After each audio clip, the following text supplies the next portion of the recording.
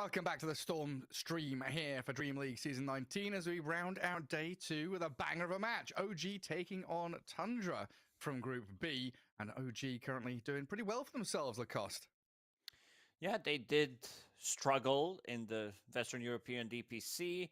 Did manage to qualify for the major in the end. It was a chaotic one, as it always is with OG. But looking at the series and their matchup today, it's not looking too good. Their previous encounters in 2023, OG did not just win, they didn't even take game off Tundra, and this Ooh. is like 7 games we're talking about. So in 2023, Tundra is 7-0 against OG in terms of games. Wow. Okay. Well, I didn't know that. So yeah, heading into this one, OG maybe shaking their boots a little bit, facing off against Tundra. But I think we can take a look at the overall standings and see where they're at in Group B, as OG currently in third spot, 4-2, taking series off of Noun's Enigma Galaxy, which I think, to nobody's surprise, happened, losing 2-0 to Team Liquid, which again is kind of expected, while Tundra, not looking too bad, but sat middle of the table as they 1-1 Beast Coast, lost to Team Liquid, and 2-0 Team Spirit, which is a pretty good sign.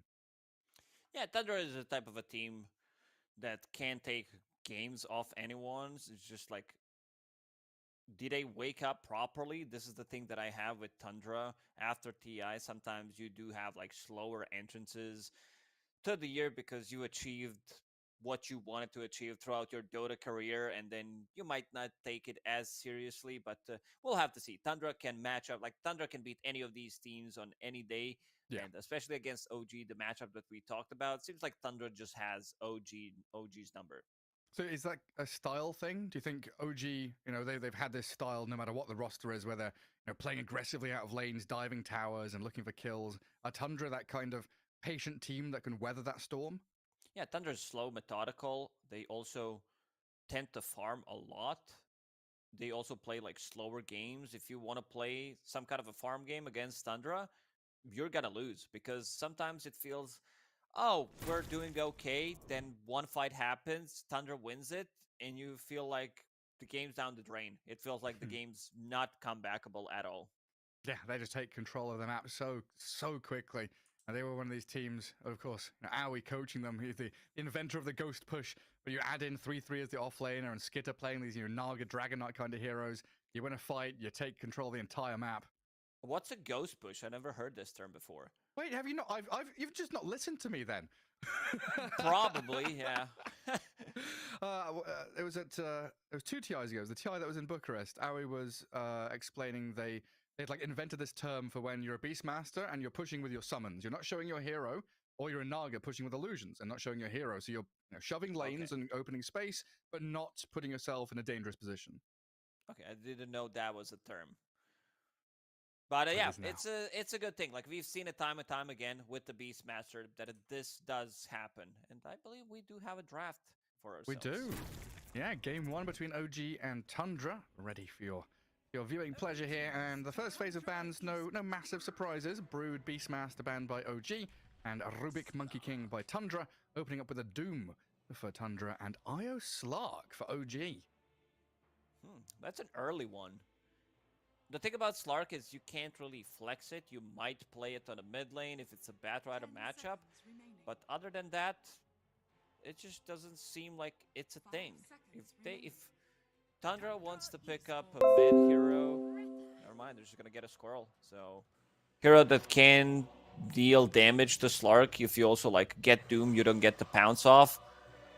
But historically, Io has been a great counter to Doom because you can always like relocate people out. Then you have Hoodwink who plays from the trees. One good bushwhack could really stop it, especially if you have vision. 33, throughout the DPC, he played a lot of Doom.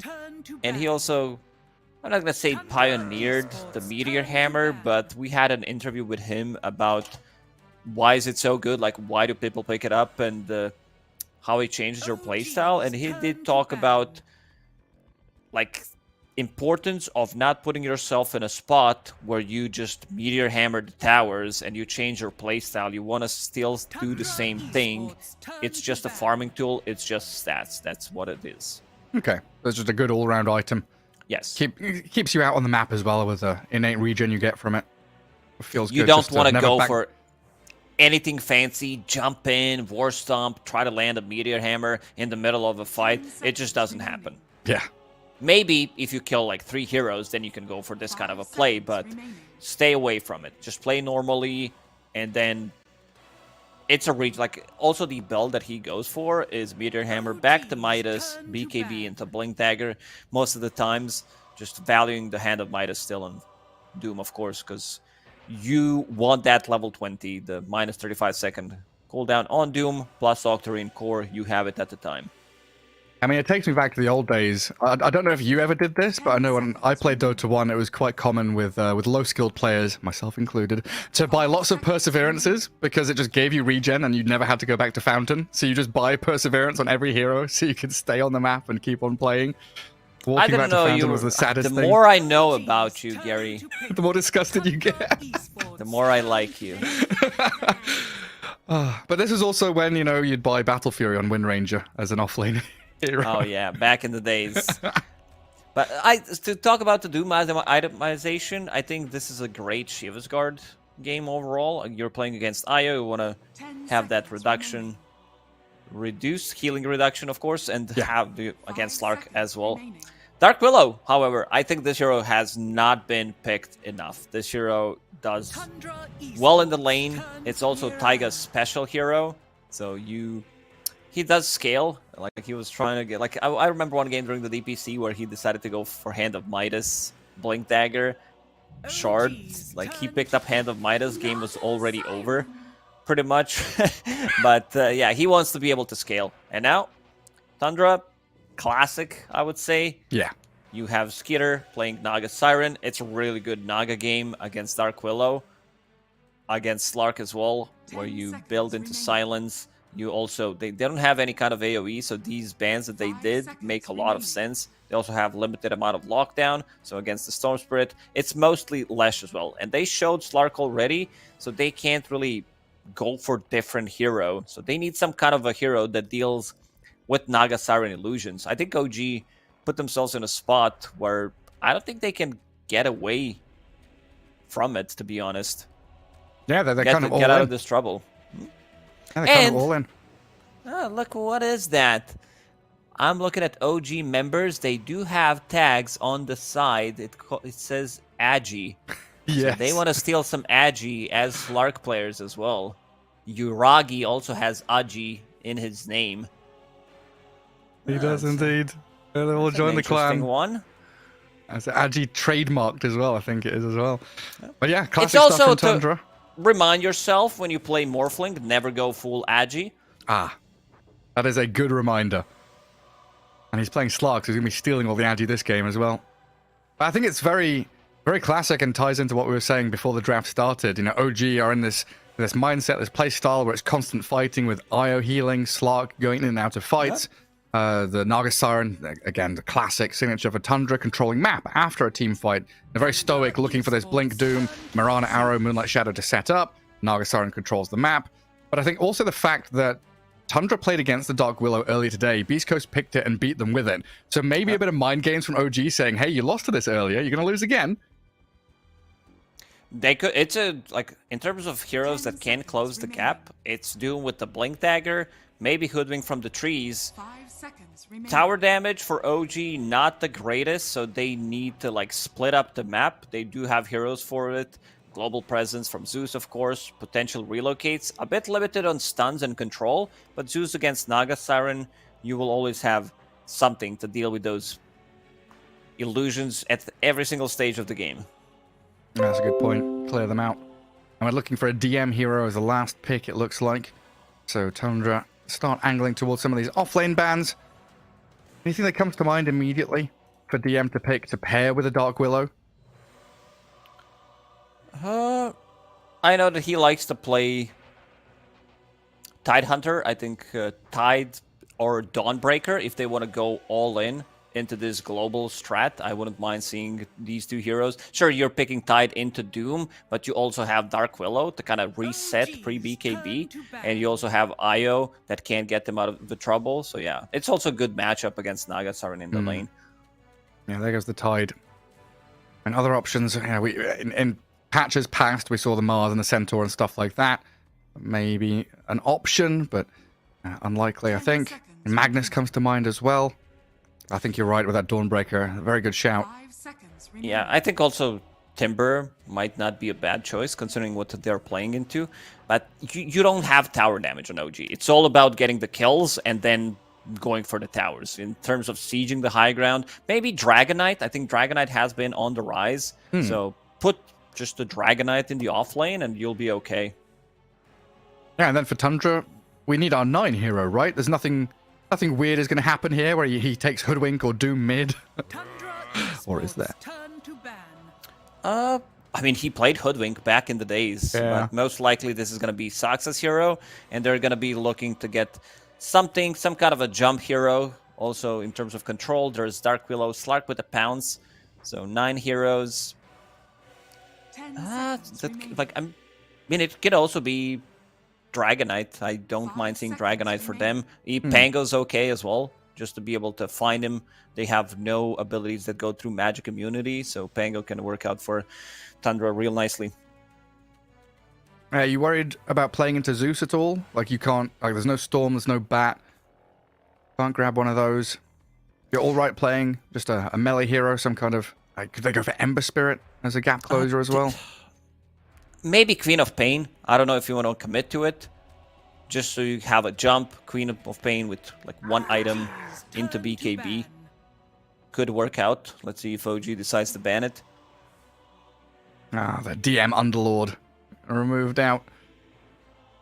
Not fun to play into that when you're a Nagasaran.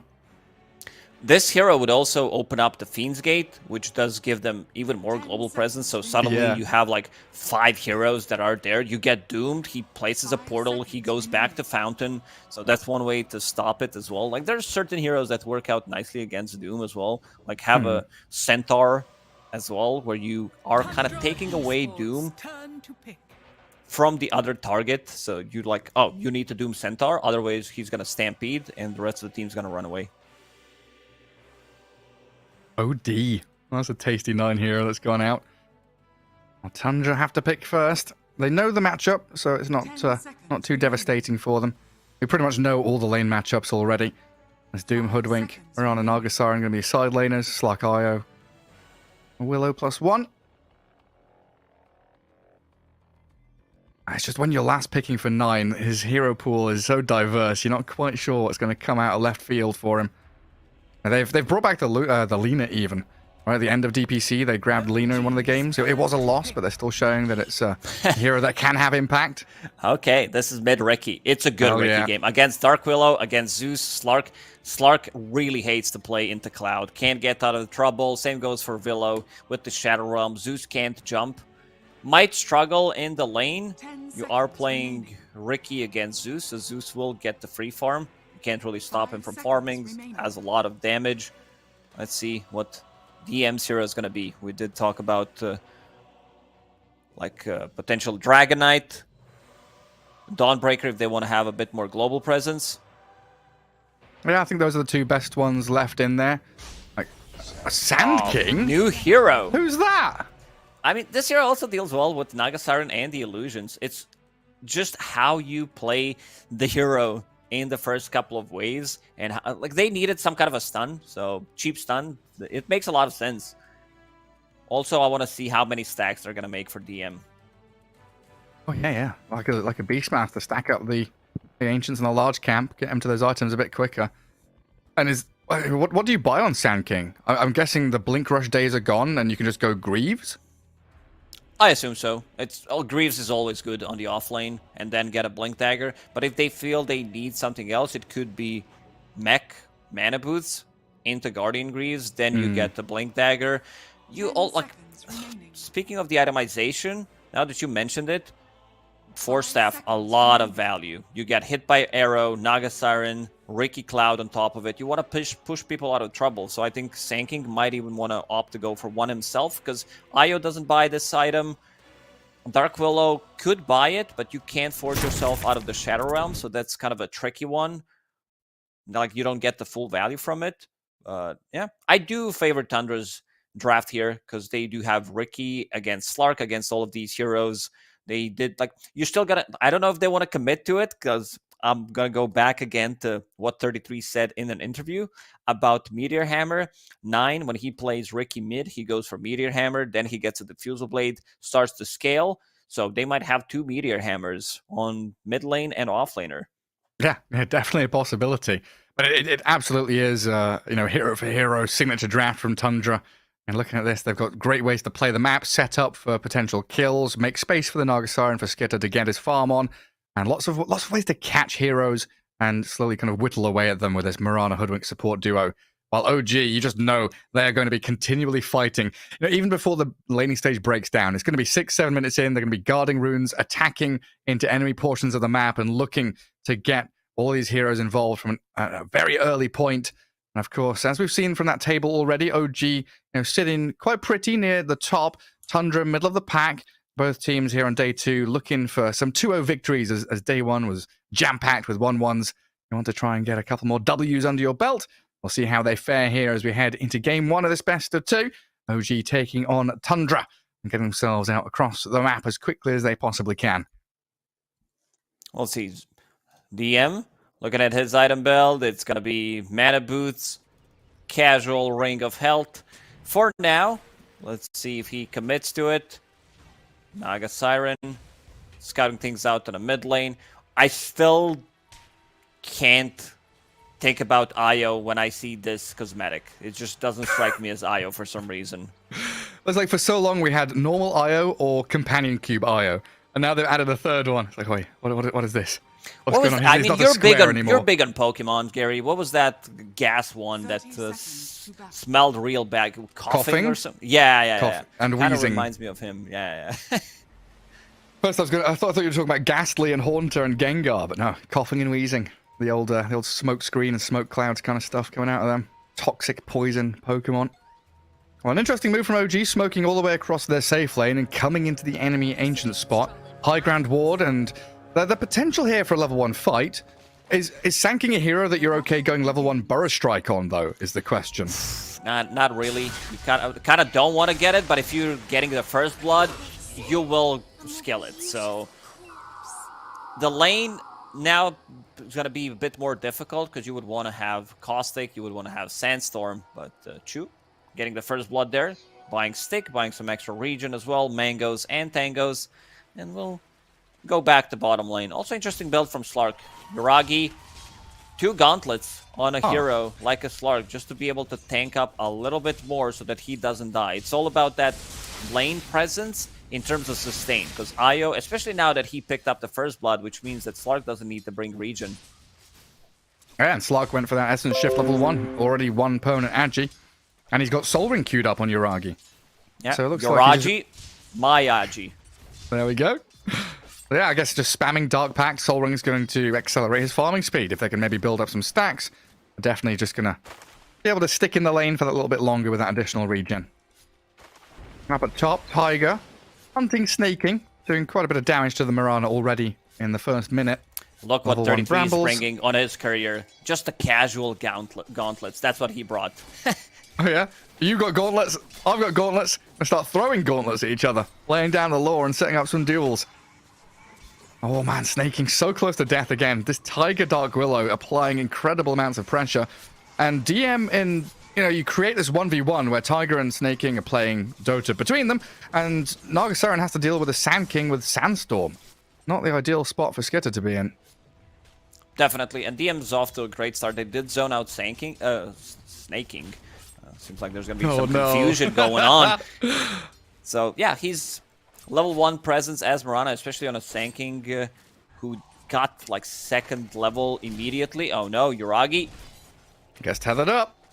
This is why gauntlets. This is why he bought it. If he had Agis or no stats, anything different, he would have died there. This is 6 extra strength. That's 120 HP.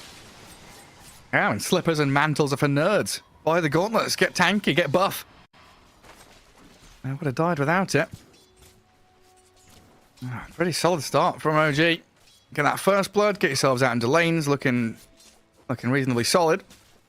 And once this Sankin gets his levels up top, And we're looking at level 3 for Tiger and DM. They can absolutely open up to look for kills on Skitter or Snaking. Will we see that Caustic on the Sand King? Or is it going to be max out Sandstorm and like one value point in Caustic? We'll see. Might get 1 point, but also level 2 Sandstorm is just too powerful. Lowers the cooldown. You get that extra damage as well, so most likely going to go for it. Yeah, makes much more sense. Looking at the mid lane, 9 is CSing nicely. Every single time Blink Strike is available. They didn't go for Magic Stick, which is an interesting one in this matchup. Just tends to get Ring of Health as soon as possible. You get extra regen from Tower, from the Flag Bearer creep, and now top lane. They're going for it.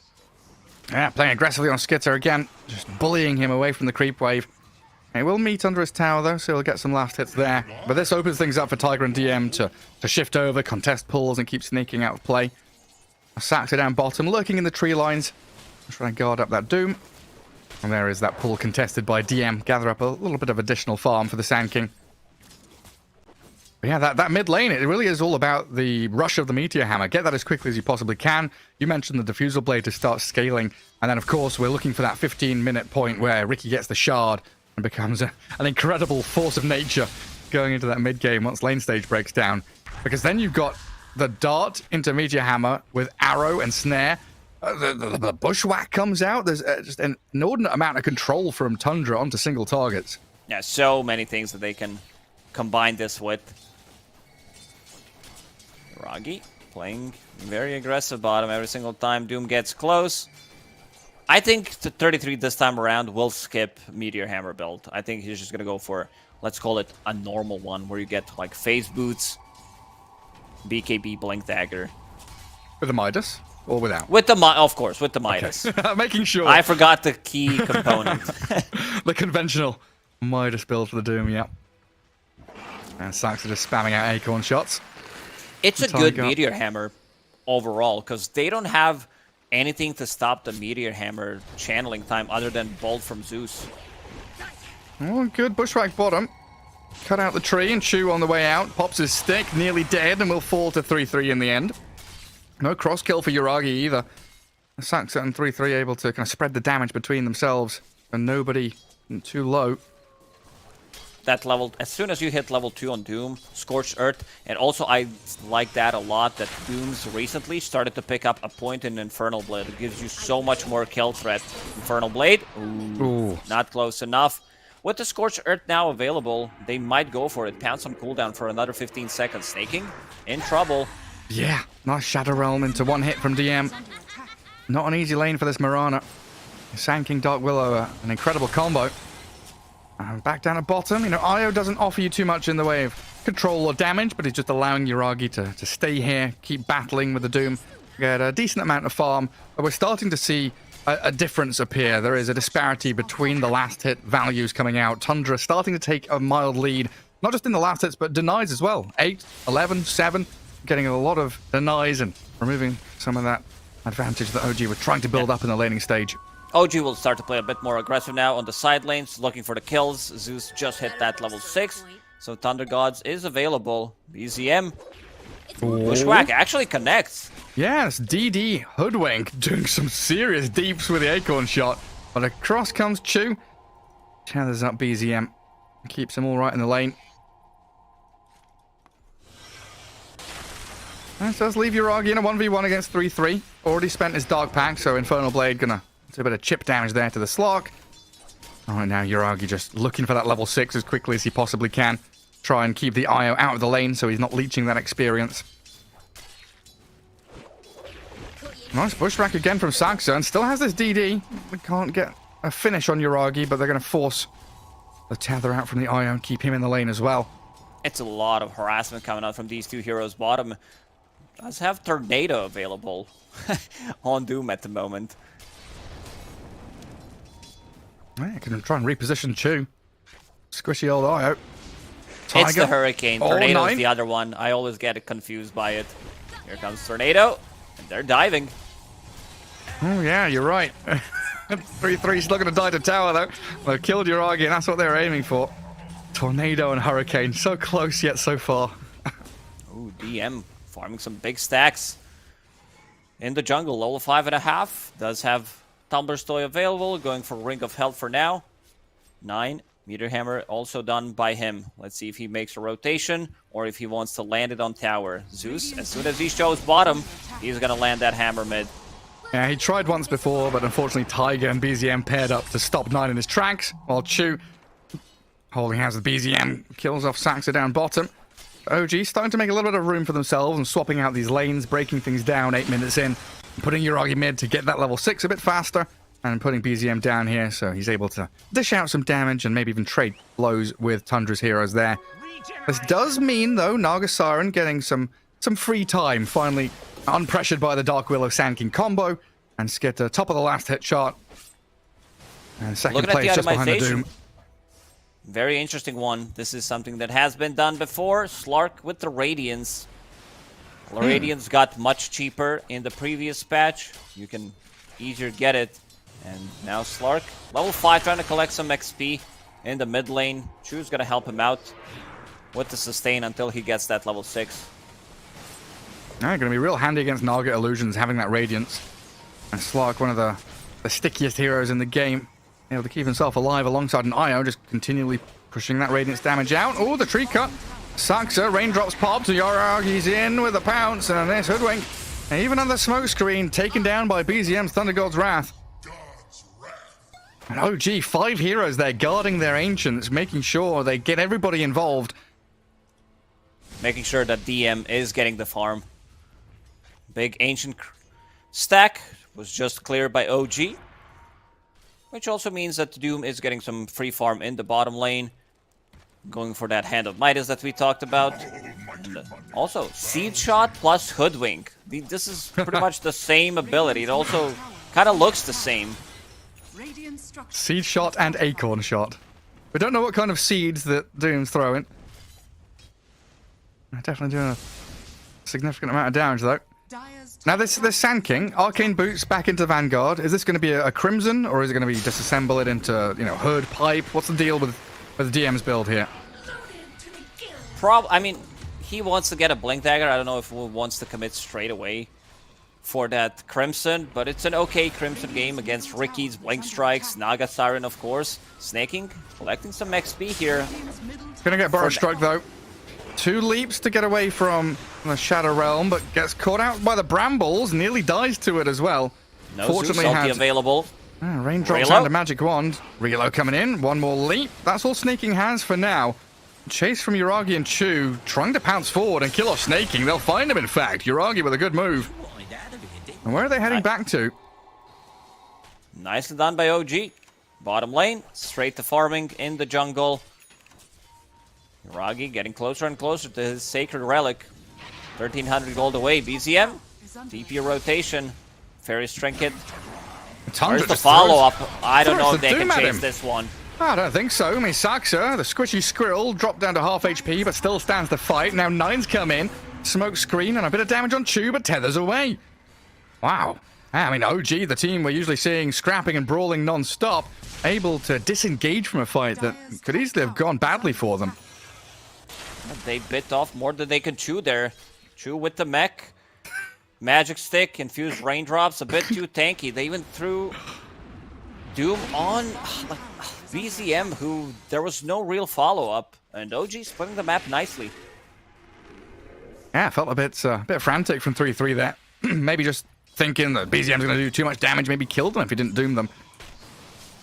Still in the back of the heads of OG, though, with this Naga Siren. Skitter has been very quiet. 0-0-0. Back into the jungle now to keep on farming. And both him and the Doom topping the net worth chart. Well, trio of dire heroes, in fact, as Ricky overtakes the Zeus. Throws the Meteor Hammer down bottom, and Uragi under the smoke screen. Bushwhacked up, Infernal Blade's there. Damage comes with a mech and heal. The sustain onto Uragi, keeping him alive for long enough to pounce away. In the meantime, Tiger with DM take down Snaking towards that top lane, but beautiful stuff from Chu down bot. Yeah, that First Blood really came in handy for him. And now Saxa's in trouble. Like, this is have in mind that Slark doesn't really have an item yet. This is just 5-6 minutes of the items from the laning stage, because he has almost 3,000 gold saved up. So that means no stats, no Echo Saber, doesn't have that extra tankiness. 9 trying to farm up his Diffusal Blade. Wants to be able to scale. We talked about the importance of Cloud, and he is maxing it out. 3 points in Cloud already. And every single time I see Snaking, he just enjoy himself whenever he can get a couple of waves for free. One creep, sir. Please, one creep. Puts himself in harm's way again. I don't know BZM if he can go for this. He's attempting with a Thunder God's Wrath, but doesn't get the finish. Again, this magic wand, the raindrops paying dividends for Tundra. Dire's top tower is But you're right about this Slark, though, hey? Look, Echo Saber is what, 2,500? Dire's He could easily have that plus more. Instead, a couple hundred away from the Sacred Relic. Still catches me, actually still catches me off guard. It's 3,400, so he's got it now, in fact. Yeah, it's so cheap nowadays. It's great Radiance game against, you see Ricky, oh, Sharpshooter, they get Taiga, and also against Naga Siren and the Illusions, of course. But Skitter, he's been farming. This is the type of a game that we talked about. A bit of a slower game from Tundra, where they can't really make the moves until they get the Diffusal Blade on Ricky. They are also limited in terms of lockdown. This is why 33 used Doom and others didn't really follow it up unless they land a Bushwhack, which sometimes can be difficult. So, Snaking, soaking up the XP in one lane. You have Skeeter farming the jungle, 33 also farming. So they will play this type of a farm game until they get their items. With the Diffusal Blade on Ricky, they will try to go and get stuff done. Go for these pickoffs, kill Slark potentially once. Still good timing on Radiance. Yuragi, 1,000 gold away from it. Yeah, and Blink Dagger's up for DM as well. After all those ancient stacks and now free farm in the top lane for several minutes, finds himself in a good spot here to kick off fights alongside the rest of his team. We'll see what Tundra does with this Moonlight Shadow, though. 9 is already setting up in that top lane with an Observer Ward in front of him, scouting DM. Meteor Hammer will drop on the creep wave. DM sidesteps it. Sentry Ward just out of range. Radiant's courier has been We'll kill off the Nice, courier. done by 9. DM wants to go for this. Blink, tumble. Burrow strike on the Mirana, and they've got the control with the Brambles there. Zap him down with a bit of lightning damage out of the Zeus. But it means the rest of Tundra can escape from OG. Now, bringing 5 heroes to every one of these fights, getting a kill on a support, doesn't feel like it was entirely worth it. tower is under attack. They go back immediately to bottom, so Yuragi keeps on farming. That was the global presence we talked about. Zeus, relocate, Sankey with the Blink Dagger. Unfortunately, 9 was not able to kill the courier, and they will get Hoodwink here as well. Yeah, I mean, this Bedlam from Tiger's Dark Willow. When you're in a 1v1 scenario like that, you don't really stand a chance. Dark Willow can solo kill so many heroes. 100-0 in a matter of seconds. And OG changing tact. Instead of going for kills on heroes, they're instead now aiming for that mid-tier 1 tower and gathering up all 5 in the vicinity. Oh, snaking. Oh, yes, a creep wave for me. Experience, but no, it's death that awaits you. Nothing more but magic nuke damage, burst down immediately.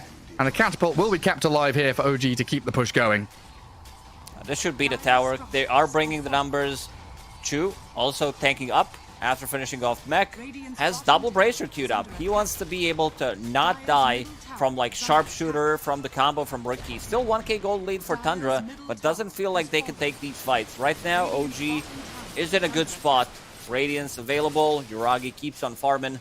They want some big kills. 33.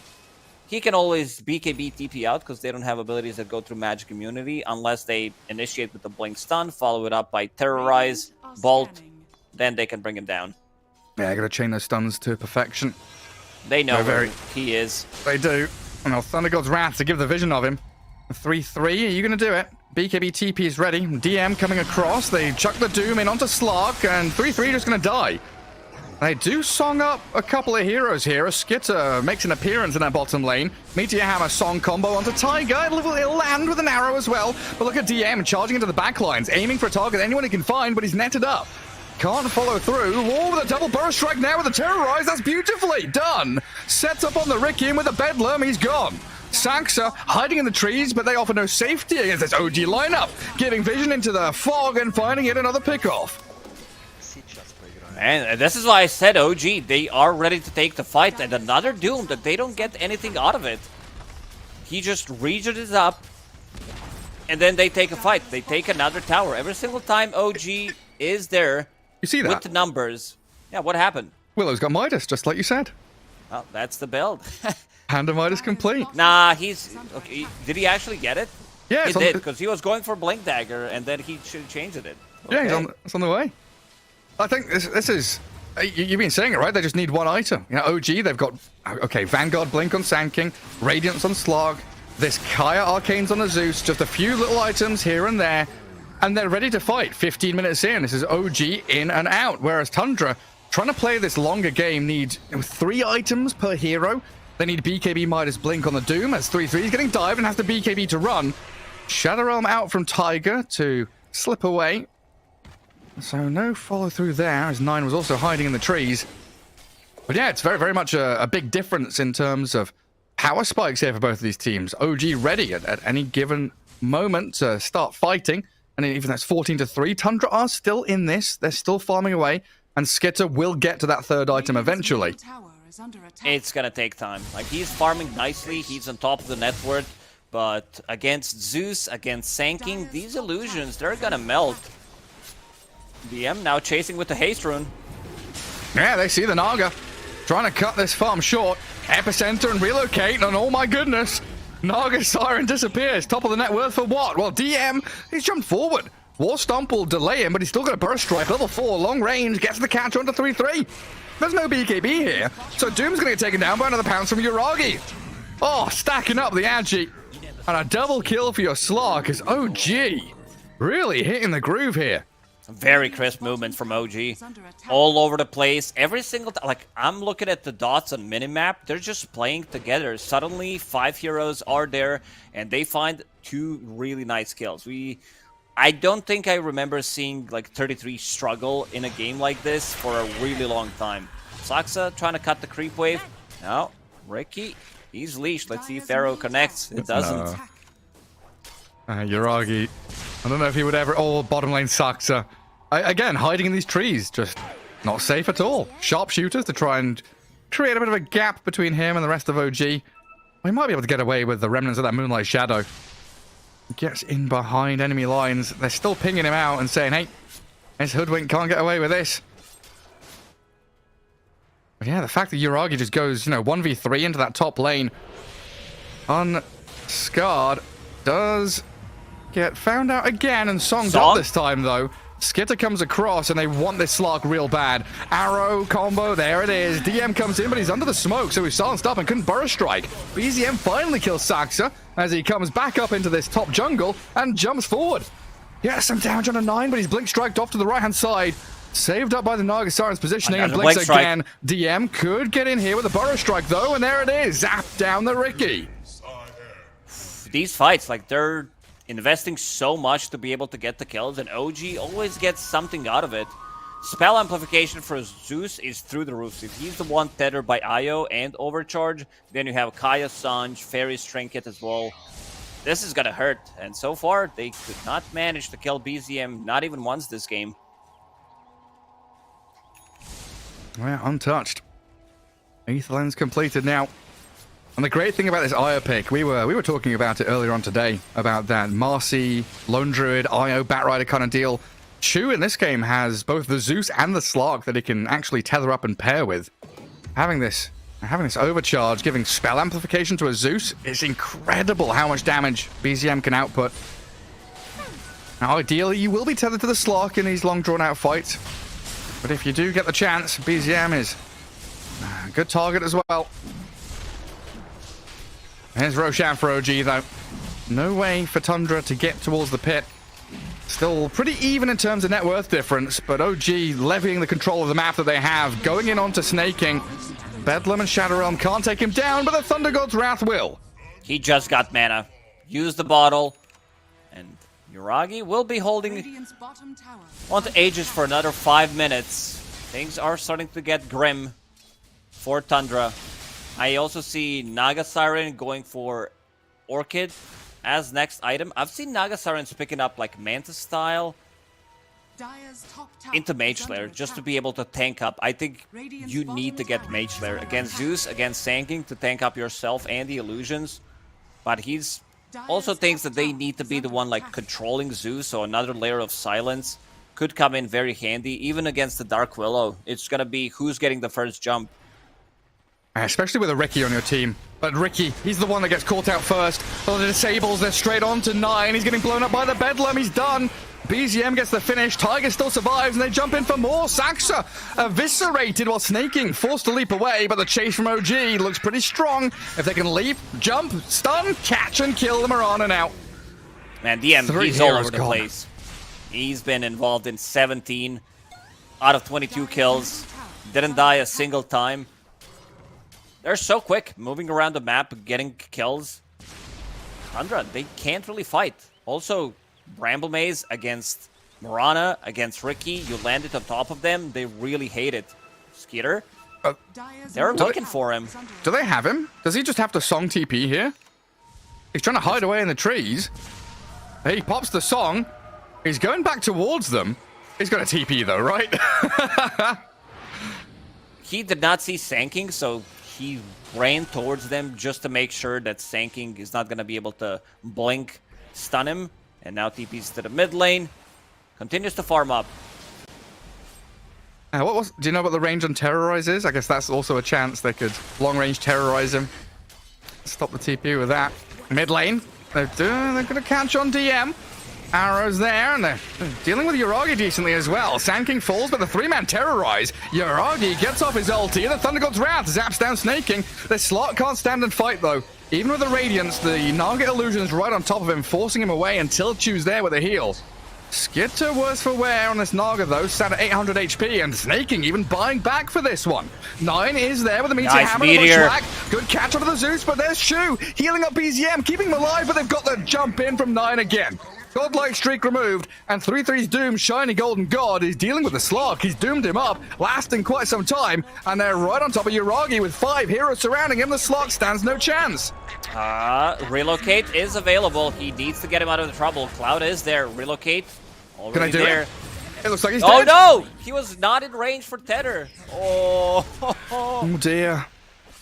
And that means Chew's gonna die as well. So it's gonna be a team wipe here for Tundra, it looks like. No way this IO can slip away with a smoke screen on him. Bushwhacked up, rooted and snared. Everything that Tundra have thrown at OG. What a fight from Tundra.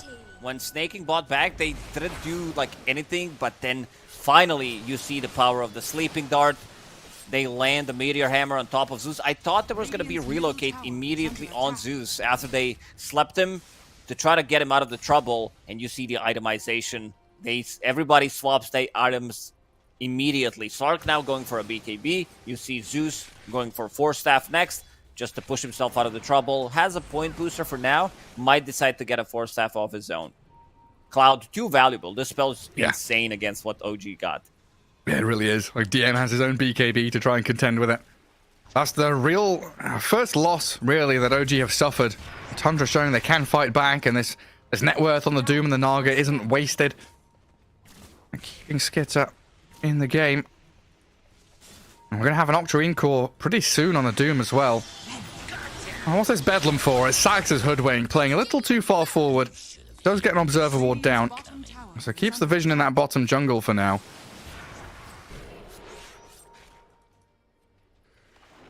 But OG, always ready to fight. You could easily see them chain some smokes together, get a couple more pickoffs here. Try and guard that next Roshan in 3.5 potential minutes. BKB done on Sanking. Blink stun the Naga. Initiation. Terrorize. Speedy Naga means DM's Epicenter doesn't actually connect. Ooh, this time around, they don't land their spells perfectly, and the Naga Siren also having a haste rune, so we'll get out of the trouble. He's tanky, not as tanky when he's playing next to the Zeus. Tundra, they want their BKBs up. Ricky desperately needs one, so that he's not the one getting controlled by Sanking, getting zapped down by Zeus. Radiant are scanning. What's Chew up to? This Io just lurking around in the bottom lane. Double Bracer. Glimmer Cape now done, so a bit more protection for him. He'll wrap around and connect with the rest of his team up top. While Tundra smoking, migrating in towards mid. They see the Sandstorm. Let's see if they can find DM with a sentry placed. They should be able to see him. 9 started off with a Sleeping Dart into the arrow, and that's pretty quick damage, but they heal from Chew, keeping DM up and running. And now OG with a chance to strike back. They've got 3 men all stunned up, caught out by the DM and Tiger combo. No finish yet until they get Saxa. Hoodwink gone, but 3-3 strikes back onto Tiger. DM wants Skitter real bad right now. Slark is doomed and they've got the song. Skitter gonna TP home. They don't want to continue this one. Tundra. Oh, the Ether lens. BZM. Thunderbolt from the blue. Catching out Skitter mid TP and down goes the Naga Siren. He did not expect this one. This is a huge kill. And again, Doom lands on Slark. Don't have enough damage. Like, their damage is really over time. With the sharpshooter, Ricky can't really commit to be able to kill Sanking underneath. They even throw Depth Shroud from Slark. Now Yuragi, he's chasing.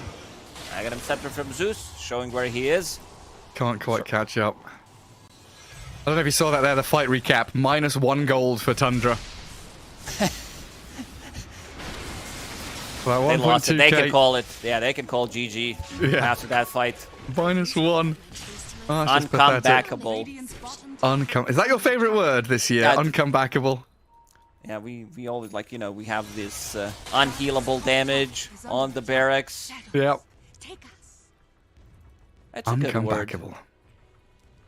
Tundra, looking for something. Taiga is close. 9. Let's see if he decides to go for it. Just go inside the trees. Might land the Meteor Hammer blindly. Yeah, doesn't find Tiger for now. There's a blink on the Dark Willow too. I wonder if they'll start TPing down here if Tiger gets a catch on someone, but it's the other way around. Bushwhack into Sharpshooter. No way that OG can react fast enough for that. That's a kill into a tier 2. Top lane did get taken down though by Chu. So outpost available for both teams to steal away from their opponents. Radiant's bottom tower has fallen. Radiant's middle tower is under attack. Slark in the end decided to go for SNY instead of that BKB. For now, just gonna be a bit more tanky, have that status resistance to mess up with their abilities. Next, Roshan, 1 minute and 50 seconds. Yeah, still quite some time here for Tundra to control that bottom part of the map. And this is what they're very good at doing, exploiting that map control. 9 shoving out mid-wave, Naga with these illusions, making life a little more challenging for OG. Ooh, DD top, it's being pinged. Skeeter was very close, wanted to deny it, but Skeeter picks it up.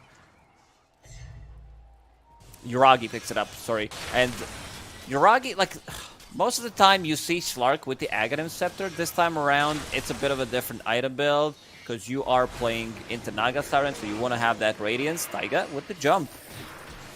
Going for some illusions. He might get found out here by Skitter, but it's DM that goes in with a Burrow Strike.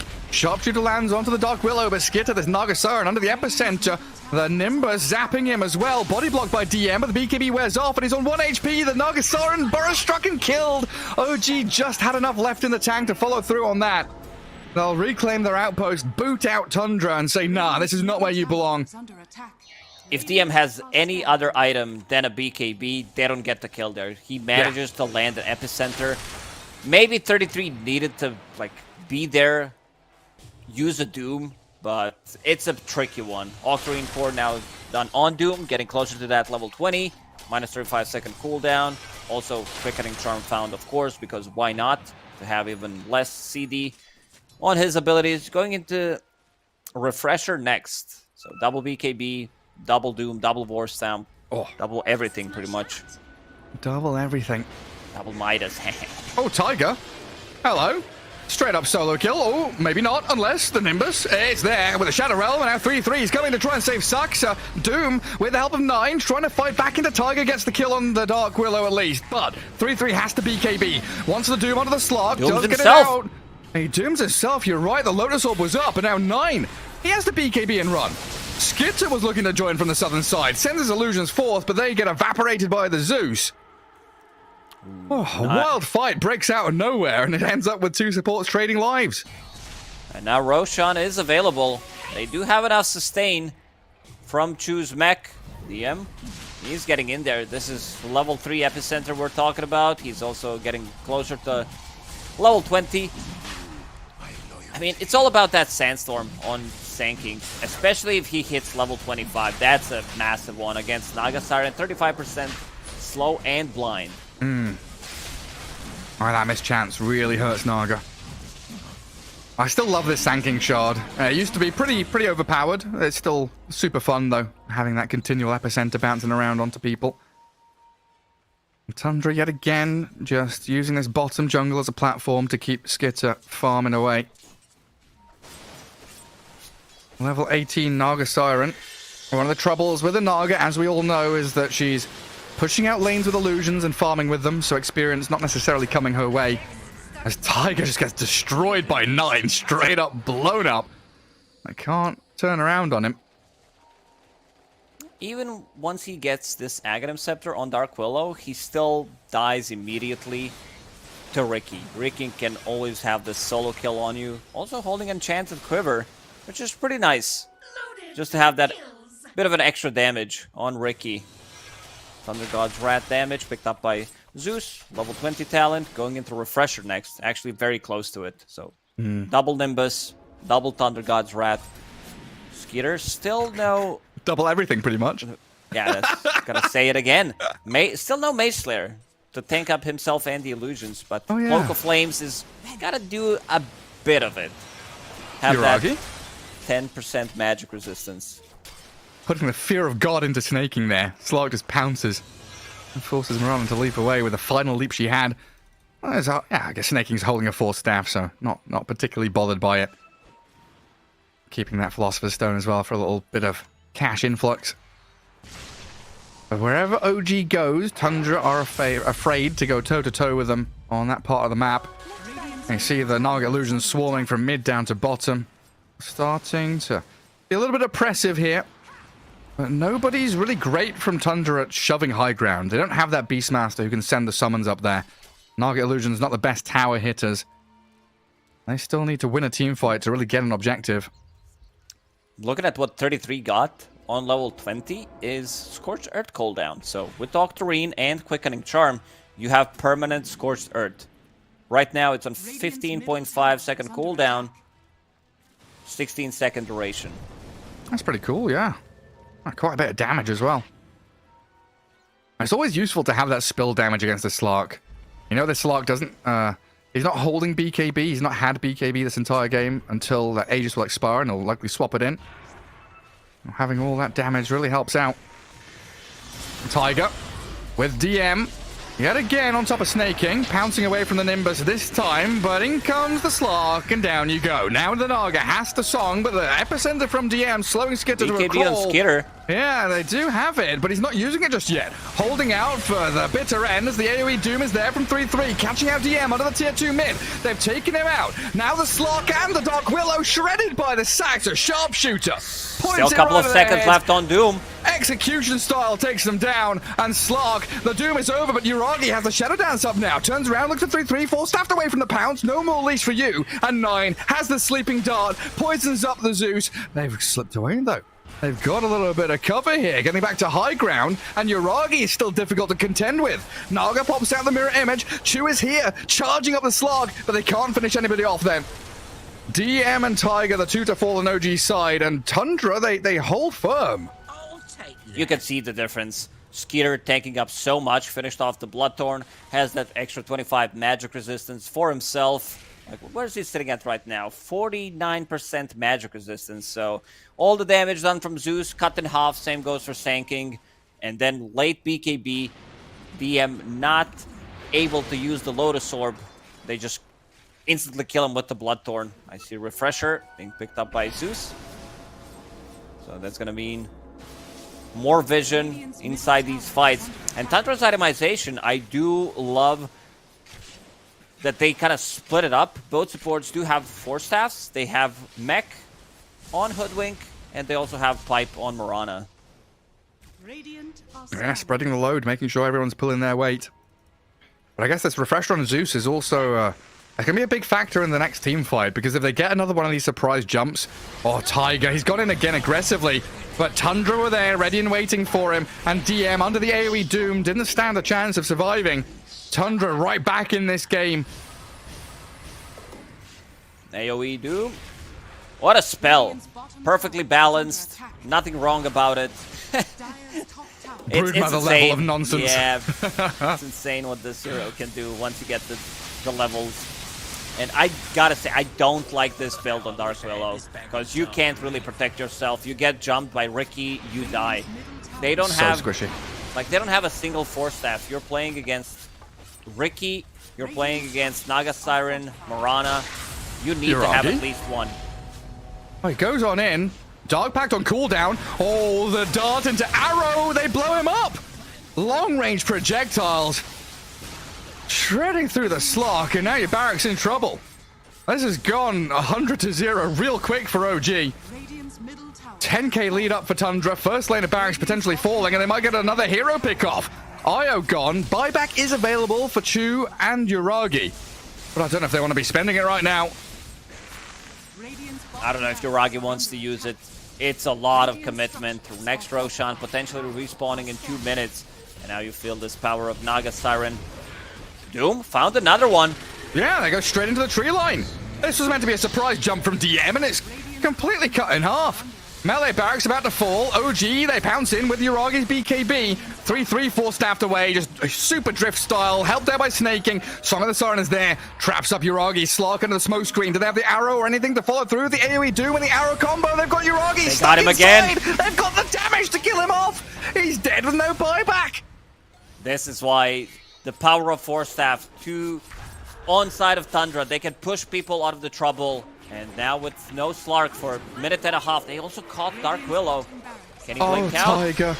No, I don't think he can. That's a He's lot dead. of dead net worth on him. 3,000 gold. He's been sitting on it for a very long time. And this might just be it. Yeah, it might be. I mean, how far the mighty have fallen. I was about to start talking about how important this Zeus double ulti is going to be. If they get a surprise jump with the Sand King, they can blow people up pretty quickly. But Tundra just have not been surprised these past 5 minutes. Amassing a substantial net worth lead, 2 lanes of barracks up, and Roshan potentially a minute away, but I think you're right with that call. This might just be game over at this point. 50 seconds. I don't think they can close out the game in 50 because you're playing against Zeus. You can also go for Mega Creeps, but you can go for the kills. I mean, DM has made a jump on 9, but 3-3's there with a two-man two-man stun. stomp. Gets them both in the AoE Doom. They try and run, but you cannot escape from the big bad Doom. 3-3's there, clearing you up, and OG, it's time to wave the white flag, time to retreat and surrender to Tundra. They are demolishing you and herding you back into your fountain. 15 seconds until potential roach spawn. They're using these buybacks and not getting anything out of it. Range barracks still sitting there. Ooh, rough one. They need to contest next Roche. If they let them pick it up, this is third Roche, which means Refresher, potentially for Doom, or Aghanim Scepter. And now Tundra gonna go to the top lane. Lane by lane. The Dominoes topple. There's a big juicy wave there as well with double catapults and 6 range creeps.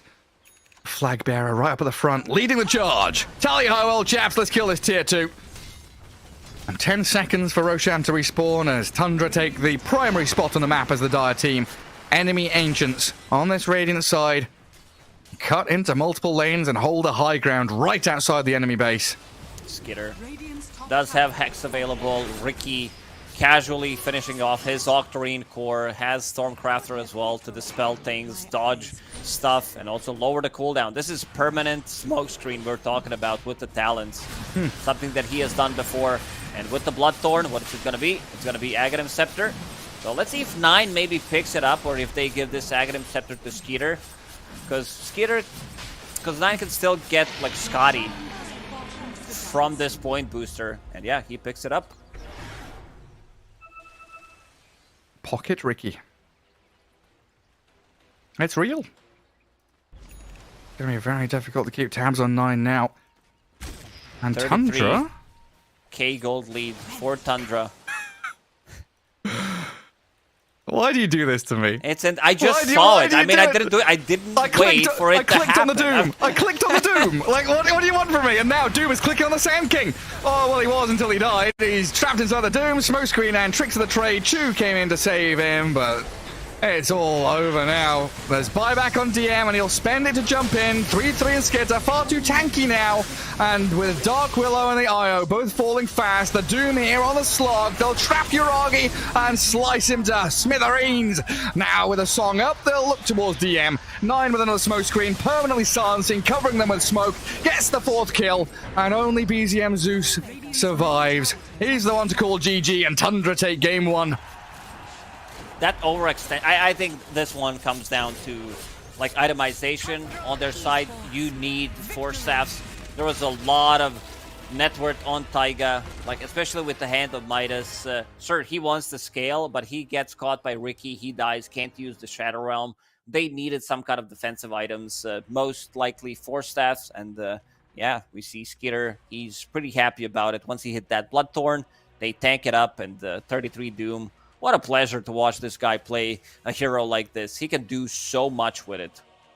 Yeah, especially after such a quiet game. You know, we were talking about the stylistic differences between these two teams, and that really was, you know, a textbook showcase of how things go.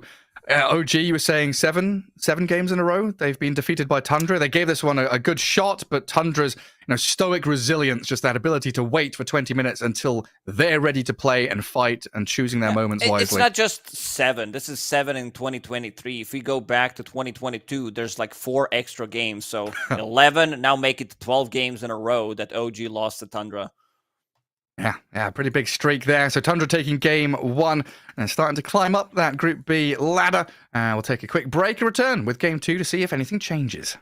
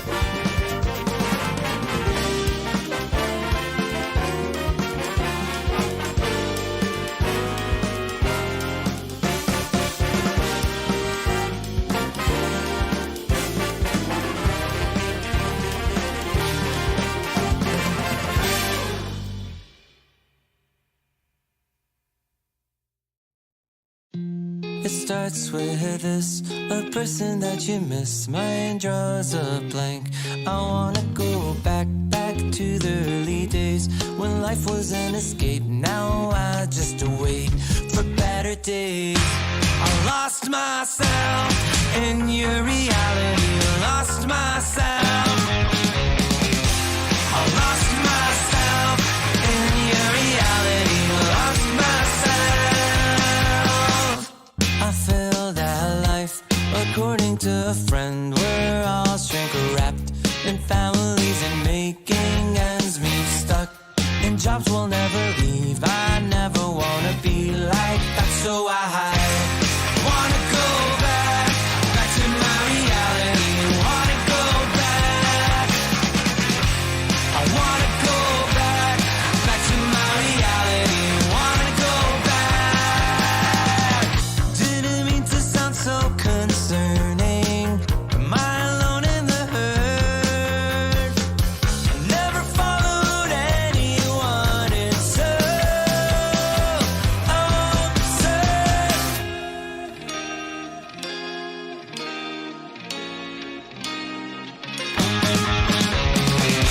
I wanna go back to my reality.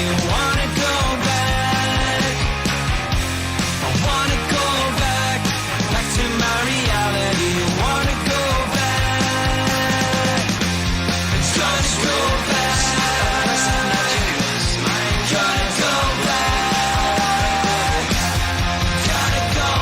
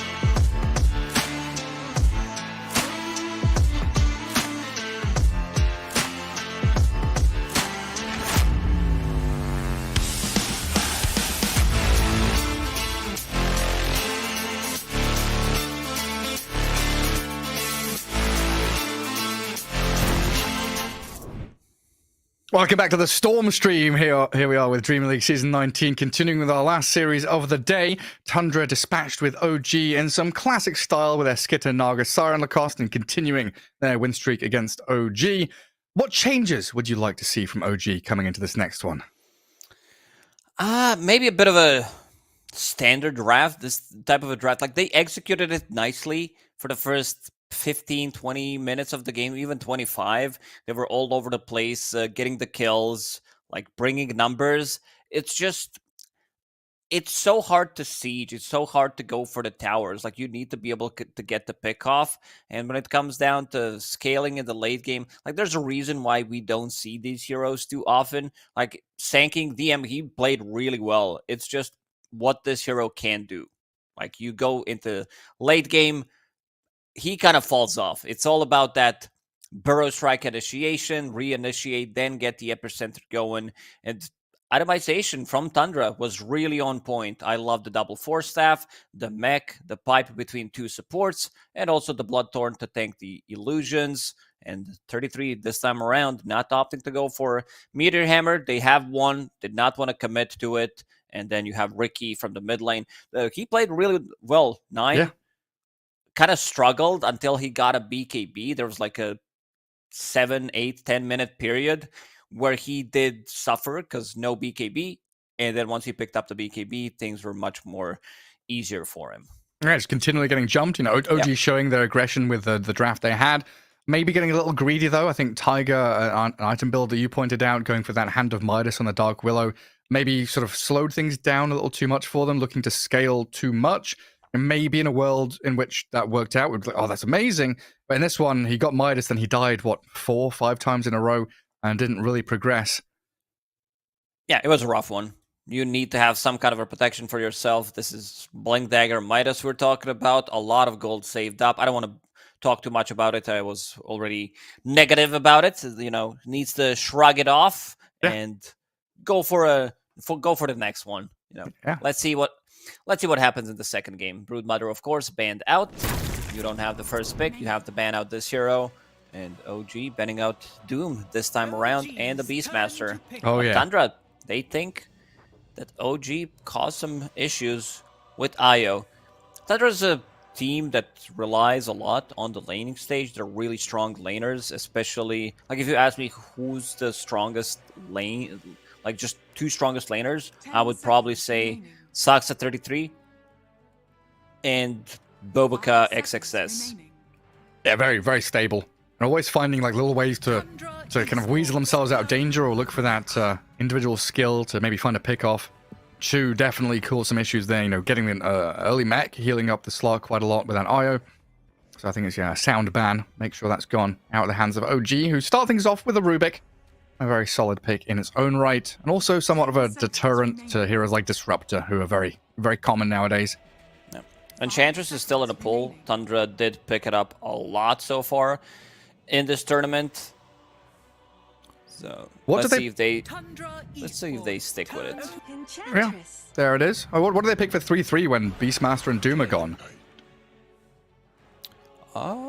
There's a variety of the heroes that he still plays. If it's a good Lycan game, Tidehunter, Enigma, he really loves to play Enigma. Yeah, this was the same opener as they did against Team Liquid.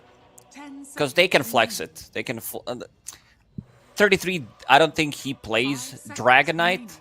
I don't recall him playing Dragonite at all. He plays different heroes, but they can flex this Dragonite across 1 and 2. Yeah, for sure. Yeah, Skitter, one of these hero players that predominantly plays in a safe lane with an Ags Manta build, has come to prominence recently. And OG bringing out the Death Prophet. Now, this is a hero that, from my perspective anyway, has kind of fallen from grace quite a fair amount. In Eastern Europe anyway, she went from being first phase pick and ban material to being ignored in the majority of drafts. What is it here that gives OG the ability just to grab it so fast early on in this draft? I don't know if I like that Prophet anymore. I'm kind of hopping the train. It's a strong laner. It's a flexibility pick. It's a flex pick for OG.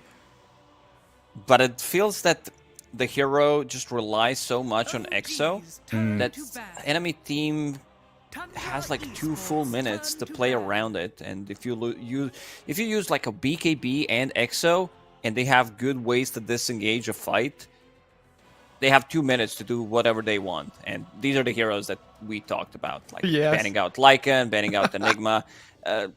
33 doesn't play Dragonite, so there's still a couple of his heroes left in the pool. Like, he can always bang out Visage, Tide, even Darkseer, if he's paired up with like Tiny maybe some Nyx Assassin. I don't know if that's a hero anymore. I've been calling for this hero to happen for way too long. Tundra Esports. I mean, we might see at this tournament, there's been a lot of Dawnbreaker coming out. And still the priority put on Storm Spirit and heroes like that. Ember, might see Nyx pop into play. But I think I agree with you. Like, DP gives your draft an immediate identity around Exo. And you know you can push towers 7 minutes in around catapult waves with Exo. But yeah, once that's on cooldown, you do feel like a bit of dead weight.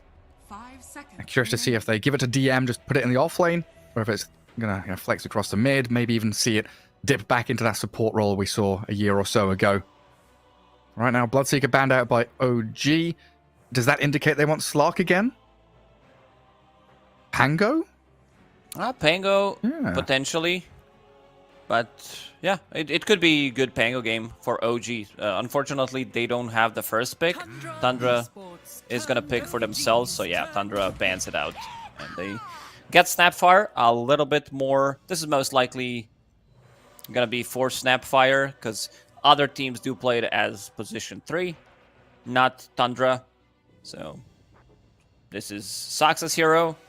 A bit more damage. Snapfire always has hero to play with the Dragon Knight, Dragon Tail stun, into Mortimer's Kisses, burst damage also against the Dead Prophet, push people away from Spirit Siphon with the Cookie, disengage. Good overall pick. Yeah, and tower damage from everybody, right? You've got Dragon Form, you've got Ench with her creeps, Little Shredder helps out a little bit as well. You've got the ability to group up pretty early on, if you need to or if you want to. Actually take down some tier 1s to maybe trade out when Death Prophet is doing Death Prophet things with the Exorcism. Now time for OG to start showing their hand a little bit. A couple of picks for them.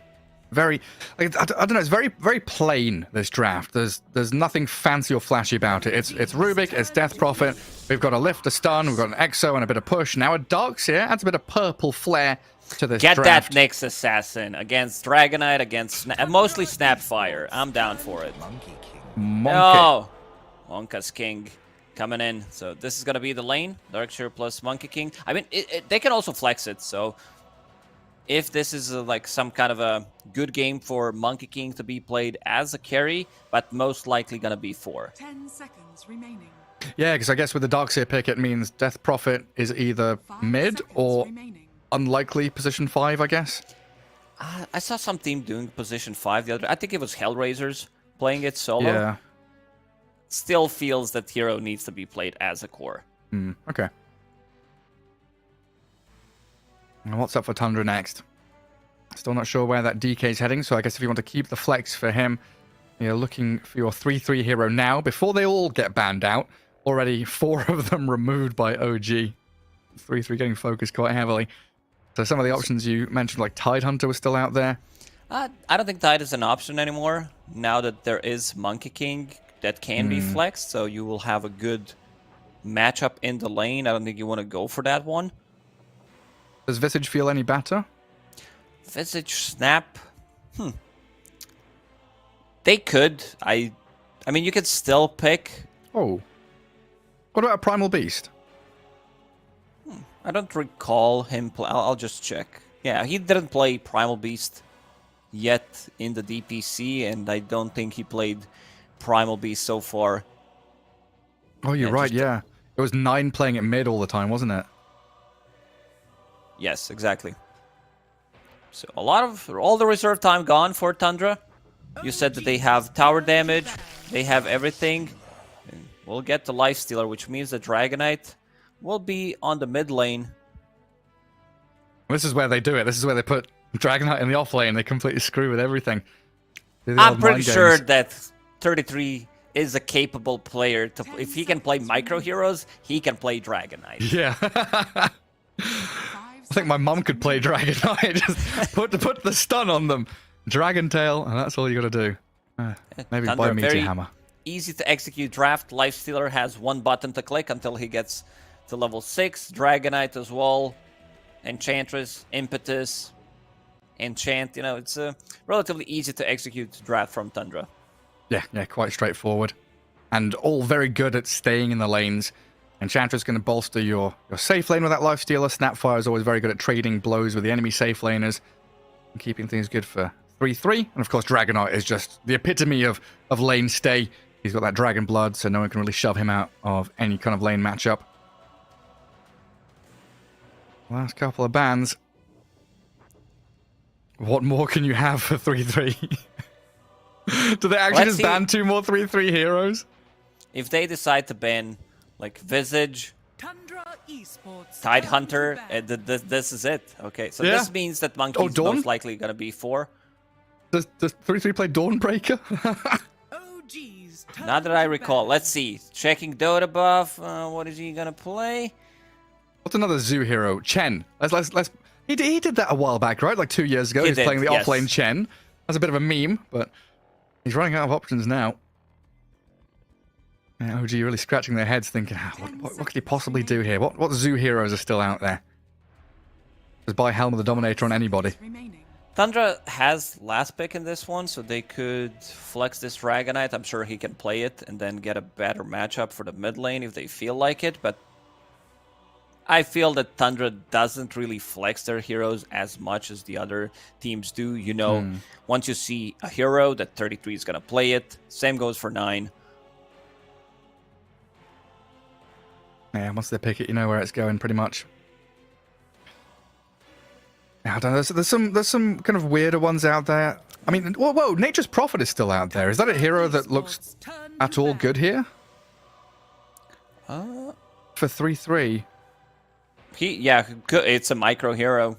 I'm down for some Ursa on side of OG. Oh, that'd be so good. Good matchup against all 3 heroes, like Enchantress, Dragonite, even Lifestealer. And you have one hero that can amplify Ursa so much. You put Surge on top of him, plus you also get Iron Shell. You are playing into Enchantress, so she can dispel that, but still, like, can't have it all the time. And it'll make you such a good lineup at chasing people.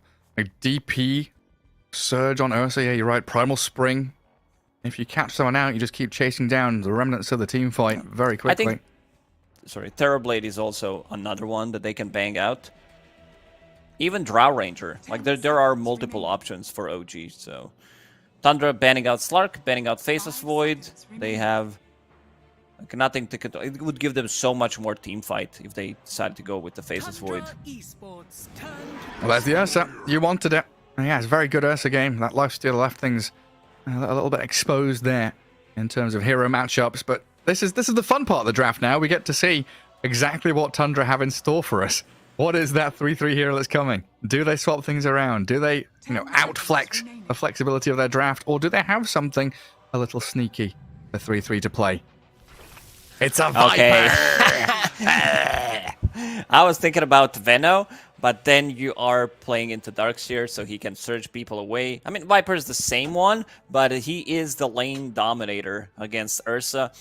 OG in the end decided to go for Ursa, which was kind of initial thought what he's playing into. And yeah, 33.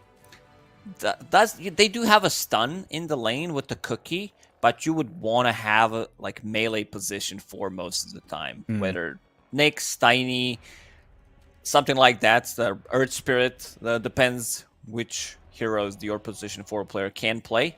But again, I do favor Tundra's draft. OG's draft looks much better, I would say, compared to the previous game. 10 seconds remaining. Yeah, I think OG yet again playing into their strength of aggression and playing around timings seems quite fast-paced. The one question mark for me is always Darkseer, how well his lane goes, because the first 3 or 4 levels are always just tragic, and then he picks up the pace, starts buffing people up, gets people stronger. But they've got an identity around Exorcism, around that Ursa, people chasing around with Monkey King scouting. What's the identity for Tundra in this game? What's their timing? Is it another one where they wait 30 minutes to snap into action? It's a relatively... It's not a fast draft by any means. The Lifestealer, he needs 2 items. Same goes for Dragonite. Like, they need to amp it up, 33. He's also probably going to go for the scaling items, no auras or anything, especially Pike. It's a good Pike game against Ursa, so most likely going to be looking for that. But yeah, they definitely need to build it up. Lifestealer, we've seen Radiance build. I don't think it's going to be the case. Armlet, Deso opens up the Roche, gives you even more tower damage with the Dragonite. It's such a good Enchantress game with the Enchant. You're going to be laning against the Darkseer with the Iron Shell and Surge. Monkey King, position 4. you know, it's not the best one, but you can take off his Jingu. The big one is Ursa. Remove his overpower, you remove his damage. Ursa without overpower is just a creep. That's true, yeah. And Ench was first picked, and they've grabbed all these heroes into the Ench. We'll see how it fares, though, as we head into Game 2. Tundra did take Game 1 here, and Day 2 of the group stage coming to a close with this final match on the Storm stream, so we can pop into things and see what awaits us in Game 2 between Tundra and OG. See how this Viper does for 3-3. It's been quite some time before, quite some time since we've seen Viper and Viper in the hands of 3-3. It used to be one of those win lane, lose game kind of deals, but with the addition of talents and neutral items and all these different things, you absolutely can scale on the Viper. And you mentioned Hurricane Pike, potential to go Gleipnir, stuff like that. The thought process is I'm going to be ranged and outrange all of your melee heroes and dish out the poison damage. He's going to drop. Oh, yeah. First blood already happening before we can actually get into the game properly. So Snake King's Enchantress walk down bottom, try to get some early vision down in that OG jungle area. And OG were ready. They set the trap. Yet again, 4 heroes down there, ready and waiting to strike into the Enchantress. I enjoyed the radio cast. Imagine Enchantress dying to 4 heroes. Who got the first blood in the end? It was BZM. So, yeah, good start for him. Playing into Dragonite, BZM going for bottle. I've seen multiple Dead Prophets when they play against melee hero matchup where they don't get the bottle. Instead, they tend to get like more stats like a Falcon Blade, Power Treads, Phase Boots, whatever you need. Just skip the bottle because you get all you need is mana regen. Now Saksa, he's in trouble. Yeah, Saksa across the river in that mid lane, gets hounded by OG, shoved back. It does mean OG are able to grab a couple of bounty runes. They'll get 3, Tiger DM and Chu, all making their way across the bounties. And now we can settle ourselves into a proper laning stage. Now we've had all of that early aggression nonsense. And we'll see Skitter and Snake King trying to apply that early pressure. We know that Darkseer struggles early on, so if you make him struggle a little bit more, he's going to be very sad as DM's Darkseer. I also want to see if 33 is going to go for his signature urn, something that I believe he kind of pioneered as Viper. The item is not as strong as it was before, but you do invest, like you push the wave, you get to level 2 faster than them, and then you start to play aggressive, get that Urn of Shadows, you have some extra overtime damage. Taiga pulling the lane, snaking with the impetus shots, gonna deal some damage. Taiga blocks the creep wave, blocks both camps. I'm going to try and make sure there's as little stacking and pulling as possible. And Uragi there just dancing around behind his range creep. 3-3 and Saksa, there's a lot of magic damage here, just at level 1, never mind once they crack level 2 or 3. Very difficult to lane into this, and Uragi just dragging his wave back to his tower to try and safely last hit there. We'll take a peek in that mid lane. 9, 8 and 3, while the Death Prophet 6 and 0. And we start to see this Dragon Knight start to rack up the denies. Very good at just Dragon Tail stunning the enemy hero, denying some range creeps in particular. And of course, he's melee with a nice bit of attack damage.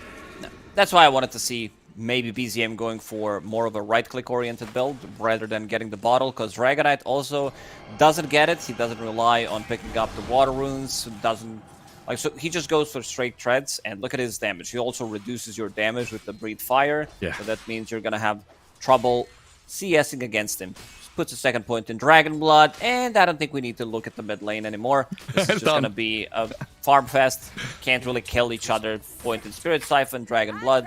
It's going to be A-okay. I think my eye's on this top lane, really. Viper Snap, when they get their levels, looking for kills.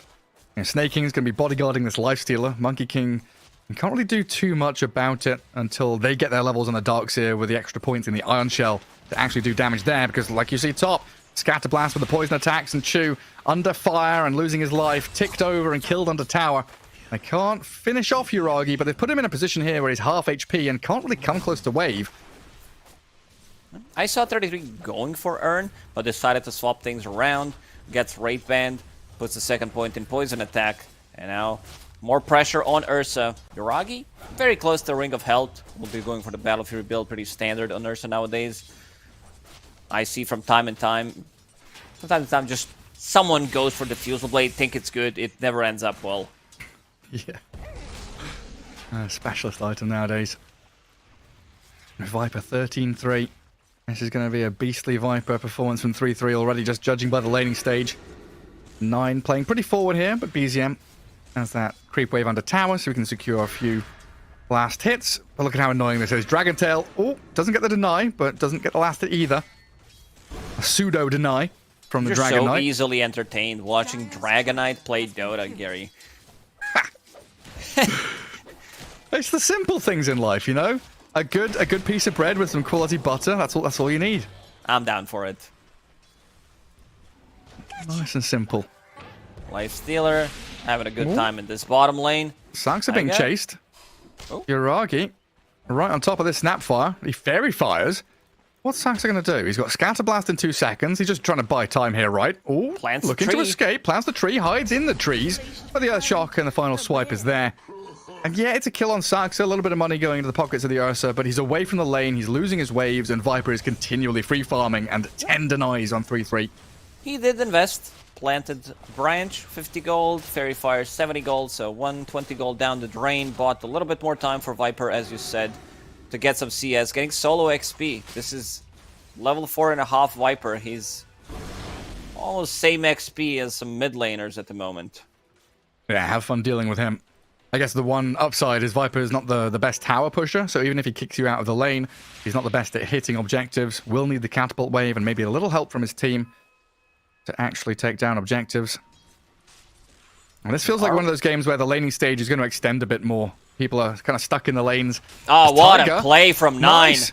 Yeah, drops him from the treetop, stuns him on the tower, and gets a kill. Man, this is some next level. He knew exactly that he was coming because he planted a courier there. He kind of expected him to come because he was very low. Cuts down his tree, stuns him, then stuns him again with the Dragon Tail and gets a kill. Oh, Man, wonderful. Nine's such a, like, Neinstein. This is what we could call him. This guy is way too good.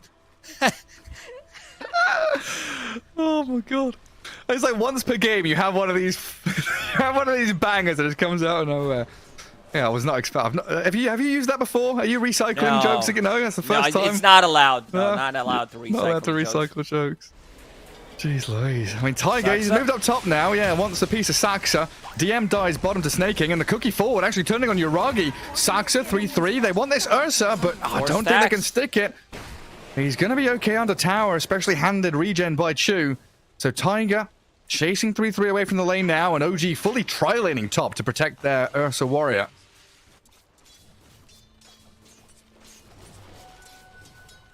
This gives a lot of space to Skitter.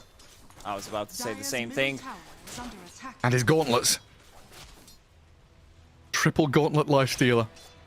It's all about the tankiness, and what an interactive gameplay. 0 points in Rage, 2 points in Feast, 2 in Goal Frenzy. Just right-click. You can play with a mouse. You know, back in the days when people were joking about the Raid King, that you could play it with the controller, like the old one, like with the joystick. Yeah. I mean, Shane did that. Shane played a few games with like a Steam controller playing Wraith King, and he said it wasn't that bad. It was doable. Well, I thought it was a meme, but it actually happened. No, yeah, it's happened. Yeah. I think he streamed it. It was like 5 years ago or something when Shane was streaming, yeah. Yes. So now, Taiga lurking around the mid lane one more time. This time, 9 does not have a courier. You can't see him up atop the trees. But yeah, they've left Skitter completely alone.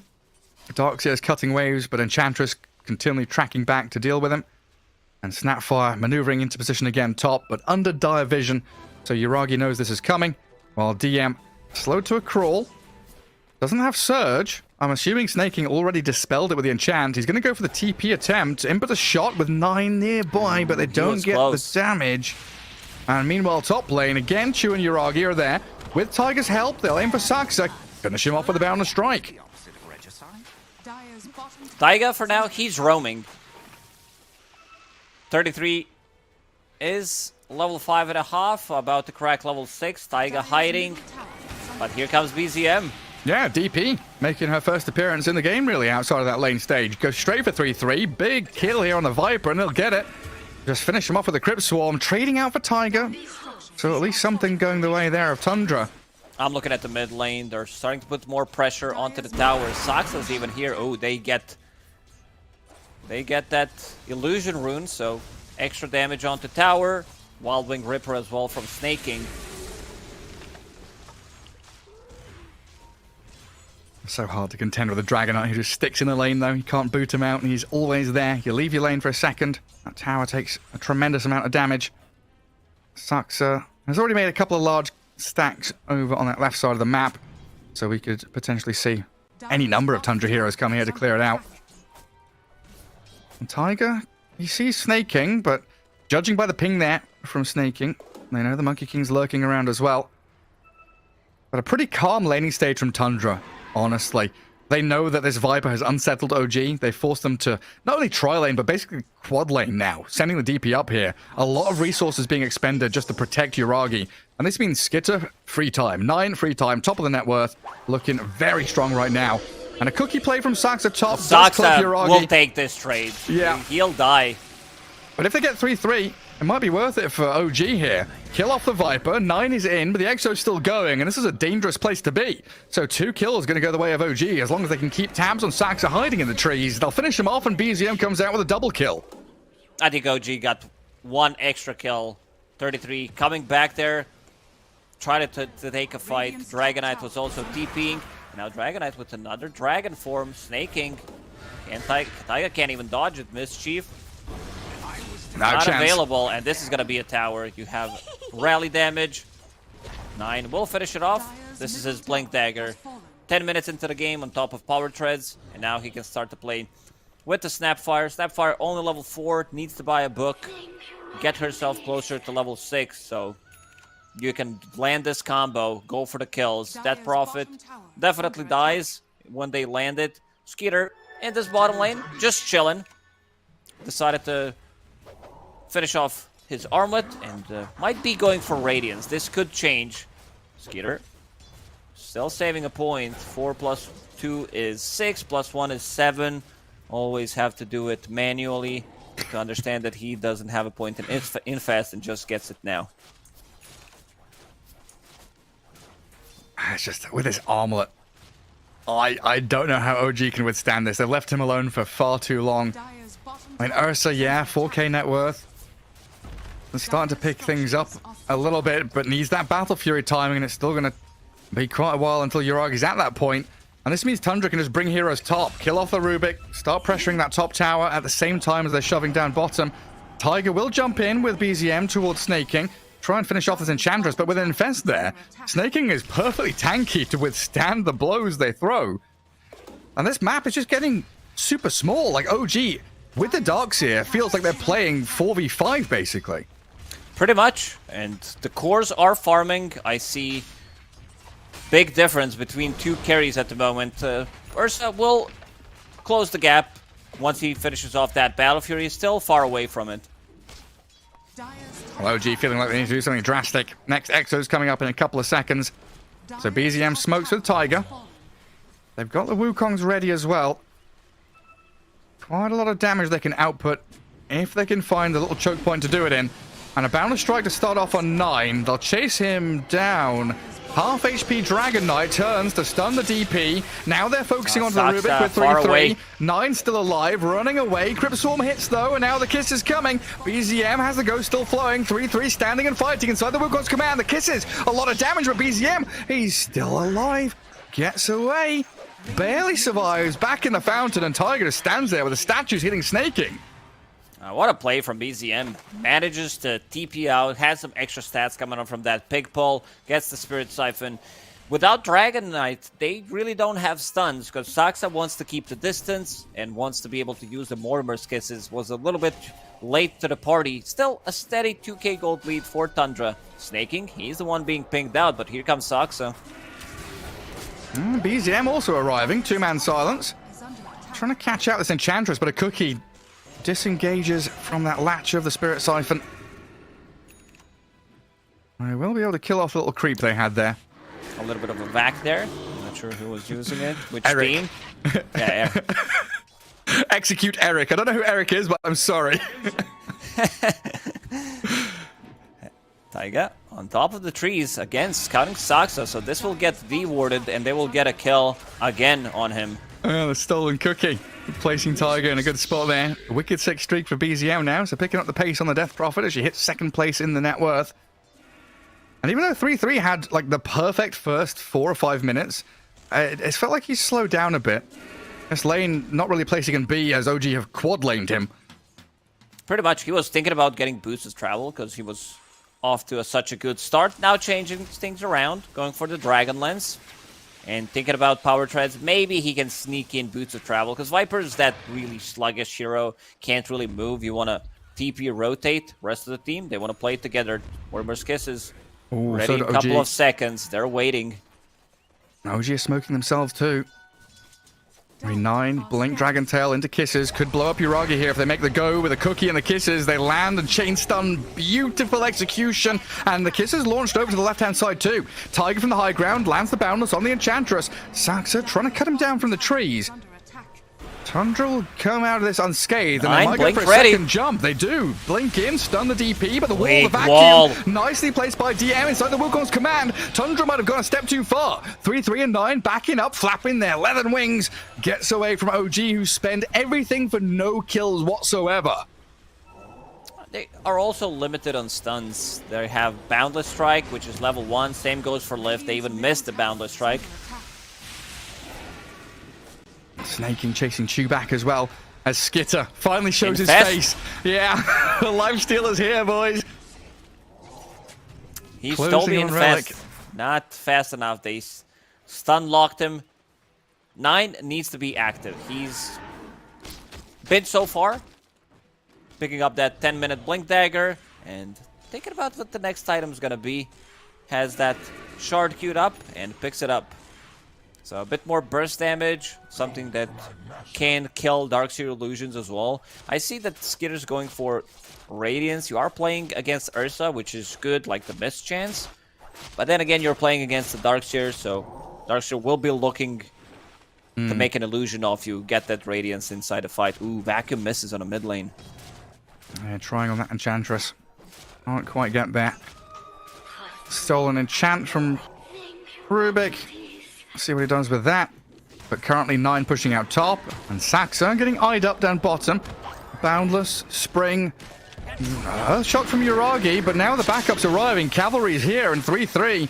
He's saving Saxa, killing off Tiger, and they're getting a catch on Uragi in the back. 9 has jumped the Ursa, trapped in a fireball, and down he goes.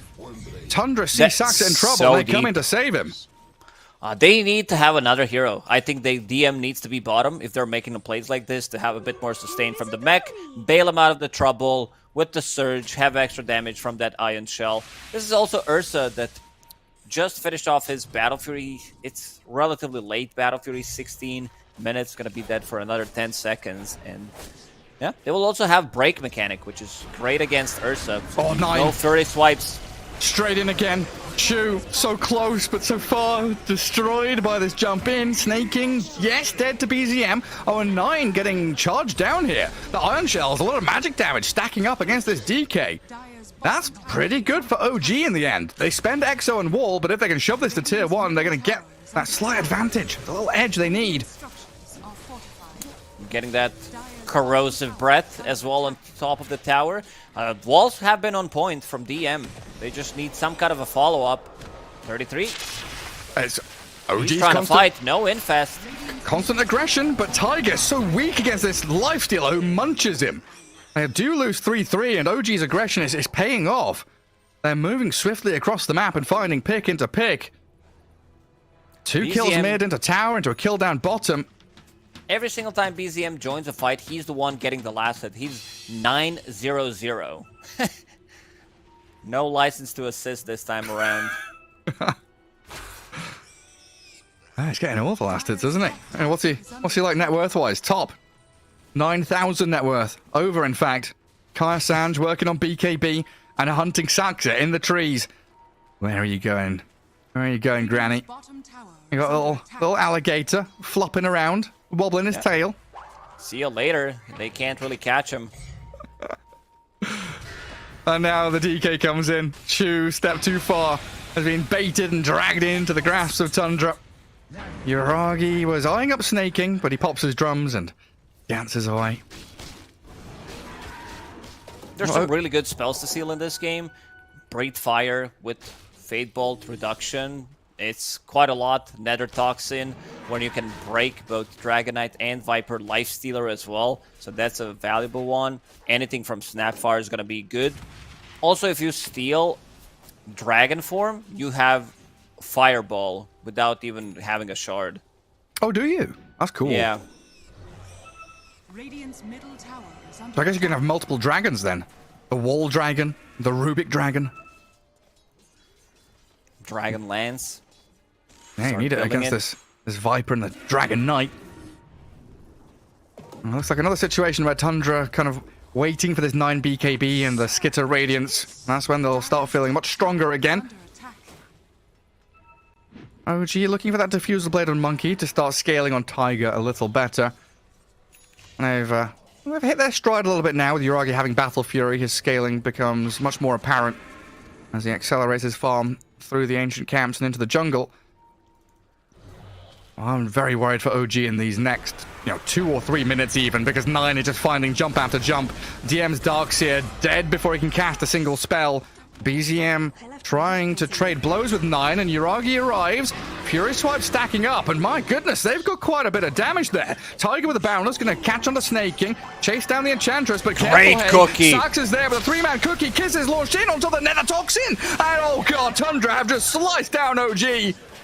Who cares if 9 dies if you get a cookie like that?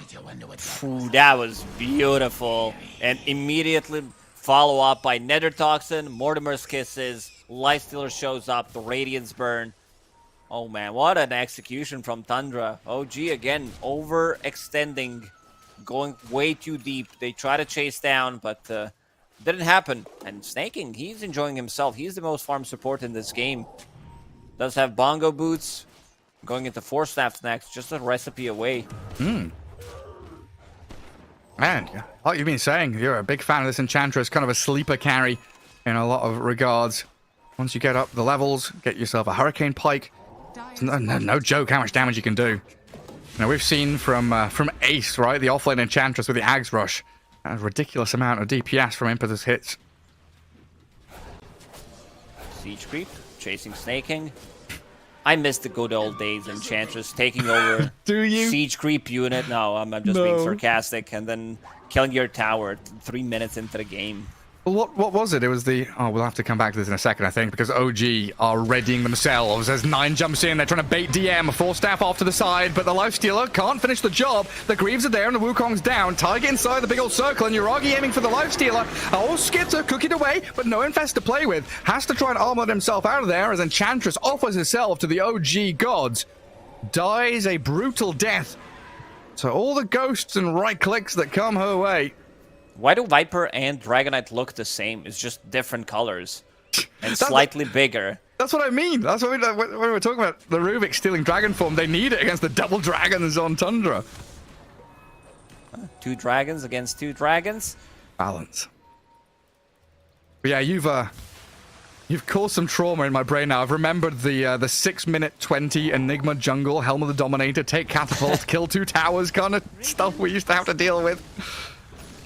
I'm really happy. Dota always had these things that you could abuse. And now we have Broodmother. Again. No one wants to play against Brood. I saw some teams still deciding to leave it at a pull. Snaking again, bottom. They are grouping around him. Still thinking whether this is going to be... Because right now, no one's showing from Tundra in the lane. So they could think it could be a setup. Right now, Skitter will show on the mid lane. He does have TP available, but the rest of the team will go inside Roche Pit. I was cool from Snaking as well down bottom. He smoked himself to try and see if a Monkey King's hiding somewhere, and he knows that Tiger is nearby on the trees.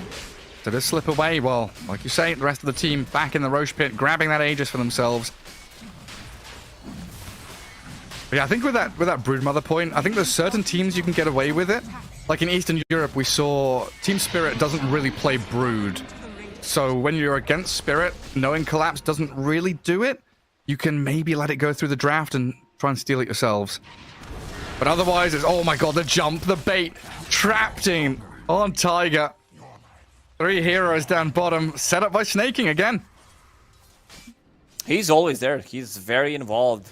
and just being the kind of sacrificial goat. Not it's a Bambi, it's a deer, not a goat. But yeah, super What is fun. she, sir? 1700 HP on She's a Enchantress. fawn, I think. Could be. Pupil's Gift, Boots of Bearing, Dragonite finishing off his BKB, so doesn't need to care about most of the stuff other than right clicks from Ursa. Yuragi about to finish off his BKB. Let's see if they can maybe catch him before he gets it. Radiance turned off by Skeeter. Very sneaky. And Tiger. Oh, careful, buddy. Jump across those trees quickly. Nearly got caught again by Nine and Saxa. It looks like Tundra wanting to try and connect up towards the top tier 2. Sending 3-3 to push the wave and everyone else pivoting into the northern jungle. OG still scouting with the Monkey King atop the high ground, placing some vision down as well. And Yuragi has Blink BKB, so he'll make the jump straight in onto Skitter. What are they stolen? It's the Rage, grabbed by Chu. But for now, that's it. They've booted Tundra out of their jungle, and they're going to calmly move across the map to continue farming. Still holding the Aegis for another 3 minutes. More than 3 minutes, so they can still make another play. Looking at the smoke situation, there is none available at the moment. Nothing being delivered on the courier, so they used a lot of smokes relatively early on. Let's see if they can find anything. Nine, ready to jump in. Infested. Yeah, the Wukong's comes out, but that Monkey King trapped atop the spire, and they're going to force the TP out of Skitter, and Nine, the full-staff vacuum cookie jumping around left and right. Not sure where he ends up, but he BKBs and runs off. Now Yuragi has spent the majority of his spells, he's gonna surged die. away, and he Viper still loses strike. his life on Nine. Chasing into Snaking now, BZM with the Ghost of Flowing. Can't quite close the gap on them as the speedy Tundra evacuate from that middle lane. That was an insane jump. I guess they wanted Snapfire to use a cookie, potentially a 4-step. They get him out, but good jump from Yuragi. Doesn't even use a BKB there, and steal from Chu. Viper Strike, killing Dragonite while he's trying to TP out. Yeah, we had some real fun stuff with 4-staffs, vacuums, and cookies. Maneuvering that DK all over the place. It's time to go. You know that there's no EXO for almost full 2 minutes. They should try to take another fight. They didn't use Mortimer's Kisses. Dragonite, BKB will be off cooldown in 30 seconds, so he's good to go.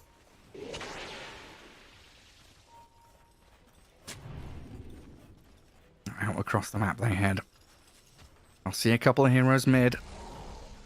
They know that Monkey King just popped into that bottom jungle. Yeah, they're spamming him now. They saw him with that kind of lane ward down behind the tier 1 bottom. Let's see if Tundra can find him, because Tiger with this Monkey King is a slippery devil. Basher picked up by the Lifestealer, and now they've changed target.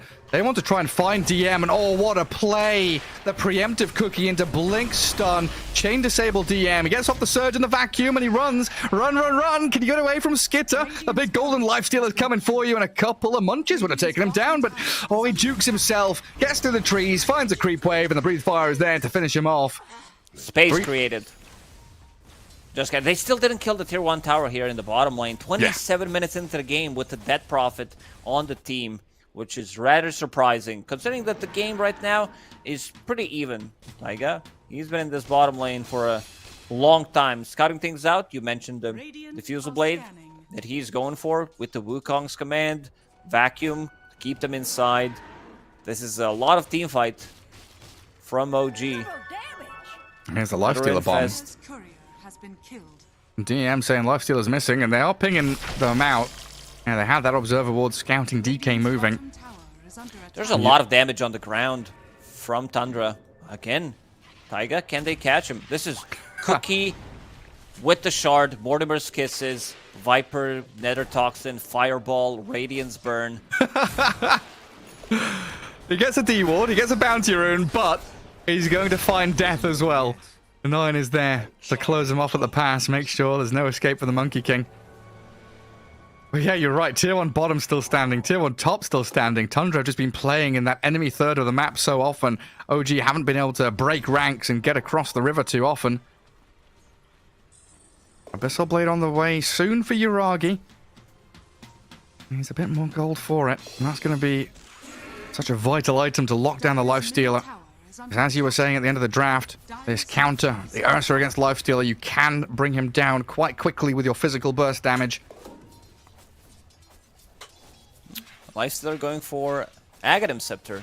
He was thinking about maybe getting a beacon. He can still swap things around because he just bought an Ogre Axe. But with that Infest, he can go inside of you. And also it reduces the cooldown to 20 seconds. Snaking. Cookied away. Bodyguarding 3-3. They do lose their courier though, and Tiger really a nuisance. I mean, look at snaking. This is something that he does. Triple raid ban post 25 minutes on the Enchantress. Sitting at 28 armor, which is 63% physical. With untouchable, yeah. Good luck trying to take down the old Enchantress. 3-3 being eyed up by Yuragi, but where's he blink to? Incorrect. Now the Primal Spring with the BKB's up for 3-3, and OG, they miss such a golden opportunity to get a core kill. This could have been a big one. He's worth a lot of gold. He did kind of recover, and going also for scaling items on Viper. Not putting himself in any Guardian Greaves situation, understands that he needs to be able to deal damage. Lifestealer with the illusion. Yeah, just Radiance burning everybody. Getting cookied as well. Oh, BZM saved up by the Bound Strike for a while. Snaking inside the Wukongs, and Skitter just runs straight towards Tiger. They'll kill off the Monkey King here within his own circle. And maybe now run forwards. The Amanchu retreating, but Yuragi stuck around to hit some Ancients. Blinks away from the Enchantress. It's just so quick. This burst damage comes from both teams. If they see a target they want to jump on, they get obliterated. And 9? Well, he's jumped in aggressively here, lifted back. He is infested, so Lifestealer can pop out if he really wants to. Does have Ogre Seal Totem. Vacuum back. He's got Ogre Seal Totem, a BKB, and a cookie to save him. Quite a bit expended there by OG. That's Ursa BKB, Dark Seal Wall down, and Tundra can continue looking for the team fight. Tundra's so good at just dealing with these like initiations, big ultis, double force staff. Make it triple soon, because Sox is going to pick up one, plus a cookie as well, infest, if we needed to save someone. I mean, OG are the ones with Monkey King, but Tundra have the guerrilla tactics. Yeah. Monkey has been on the trees for a long time, buying time so that his Ursa can recover, and Yuragi has been on top of the network for quite some time now. And this dewarding battle is actually hilarious. You know, Snaking and Tiger had that whole period of 5 or 6 minutes bottom tier 1 with wards and dewards and smokes. Now it's Saxa versus Tiger up on high grounds. This Monkey King is an absolute nuisance.